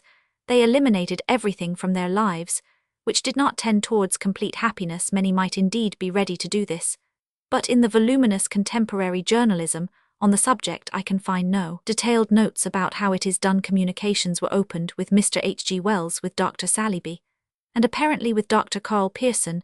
Every quality desired in the ideal baby was carefully cultivated in the parents. The problem 181 of a sense of humor was felt to be a matter of great gravity. The eugenist couple, naturally fearing they might be deficient on this side, were so truly scientific as to have resort to specialists to cultivate a sense of fun. They visited Harry Lauder, and then Wilkie Bard, and afterwards George Robey, but all it would appear in vain to the newspaper reader. However, it looked as if the names of Metchnikoff and Steinmetz and Karl Pearson would soon be quite as familiar as those of Robey and Lauder, and Bard. Arguments about these eugenic authorities, reports of the controversies at the Eugenic Congress, filled countless columns. The fact that Mr. Balse, the creator of perfect prenatal conditions, was afterwards sued in a law court for keeping his own flat in conditions of filth and neglect cast but a slight and momentary shadow upon the splendid dawn of the science. It would be vain to record any of the 1,000 testimonies to its triumph in the nature of things. This should be the longest chapter in the book, or rather the beginning of another book. It should record in numberless examples the triumphant popularization of eugenics in England. But as a matter of fact, this is not the first chapter, but the last, and this must be a very short chapter, because the whole of this story was cut short. A very curious thing happened. England went to war. This would in itself have been a sufficiently irritating interruption in the early life of Eugenics, and in the early establishment of eugenics, but a far more 182 dreadful and disconcerting fact must be noted. With whom, alas, did England go to war? England went to war with the Superman in his native home. She went to war with that very land of scientific culture from which the very ideal of a Superman had come. She went to war with the whole of Dr. Steinmetz, and presumably with at least half of Dr. Karl Pearson. She gave battle to the birthplace of 9/10 of the professors who were the prophets of the new hope of humanity. In a few weeks, the very name of a professor was a matter for hissing and low plebeian mirth. The very name of Nietzsche, who had held up this hope of something superhuman to humanity, was laughed at for all the world as if he had been touched with lunacy. A new mood came upon the whole people, a mood of marching, of spontaneous soldierly vigilance and democratic discipline. Moving to the faint tune of bugles, far-away men began to talk strangely of old and common things, of the counties of England, of its quiet landscapes of motherhood, and the half-buried religion of the race. Death shone on the land like a new daylight, making all things vivid and visibly dear. And in the presence of this awful actuality, it seemed somehow or other as if even Mr. Balse and the eugenic baby were things unaccountably far away, and almost, if one may say so, funny. Such a revulsion requires explanation, and it may be briefly given. There was a province of Europe which had carried nearer to perfection than any other the type of order and foresight that are the subject 183 of this book. It had long been the model state of all those more rational moralists who saw in science the ordered salvation of society. It was admittedly ahead of all other states in social reform. All the systematic social reforms were professedly and proudly borrowed from it. Therefore, when this province of Prussia found it convenient to extend its imperial system to the neighboring and neutral state of Belgium, all these scientific enthusiasts had a privilege not always granted to mere theorists. They had the gratification of seeing their great utopia at work on a grand scale, and very close at hand. They had not to wait like other evolutionary idealists for the slow approach of something nearer to their dreams, or to leave it merely as a promise to posterity. They had not to wait for it, as for a distant thing like the vision of a future state. But in the flesh they had seen their paradise, and they were very silent for 5 years. The thing died at last, and the stench of it stank to the sky. It might be thought that so terrible a savour would never altogether leave the memories of men, but men's memories are unstable things. It may be that gradually these dazed dupes will gather again together, and attempt again to believe their dreams, and disbelieve their eyes. There may be some whose love of slavery is so ideal and disinterested that they are loyal to it even in its defeat. Wherever a fragment of that broken chain is found, they will be found hugging it. But there are limits set in the everlasting mercy to him who has been once deceived, and 184 a second time deceives himself. They have seen their paragons of science and organization playing their part on land, and see showing their love of learning at Louvain and their love of humanity at Lille. For a time at least they have believed the testimony of their senses, and if they do not believe now, neither would they believe though one rose from the dead, though all the millions who died to destroy Prunism stood up and testified against it.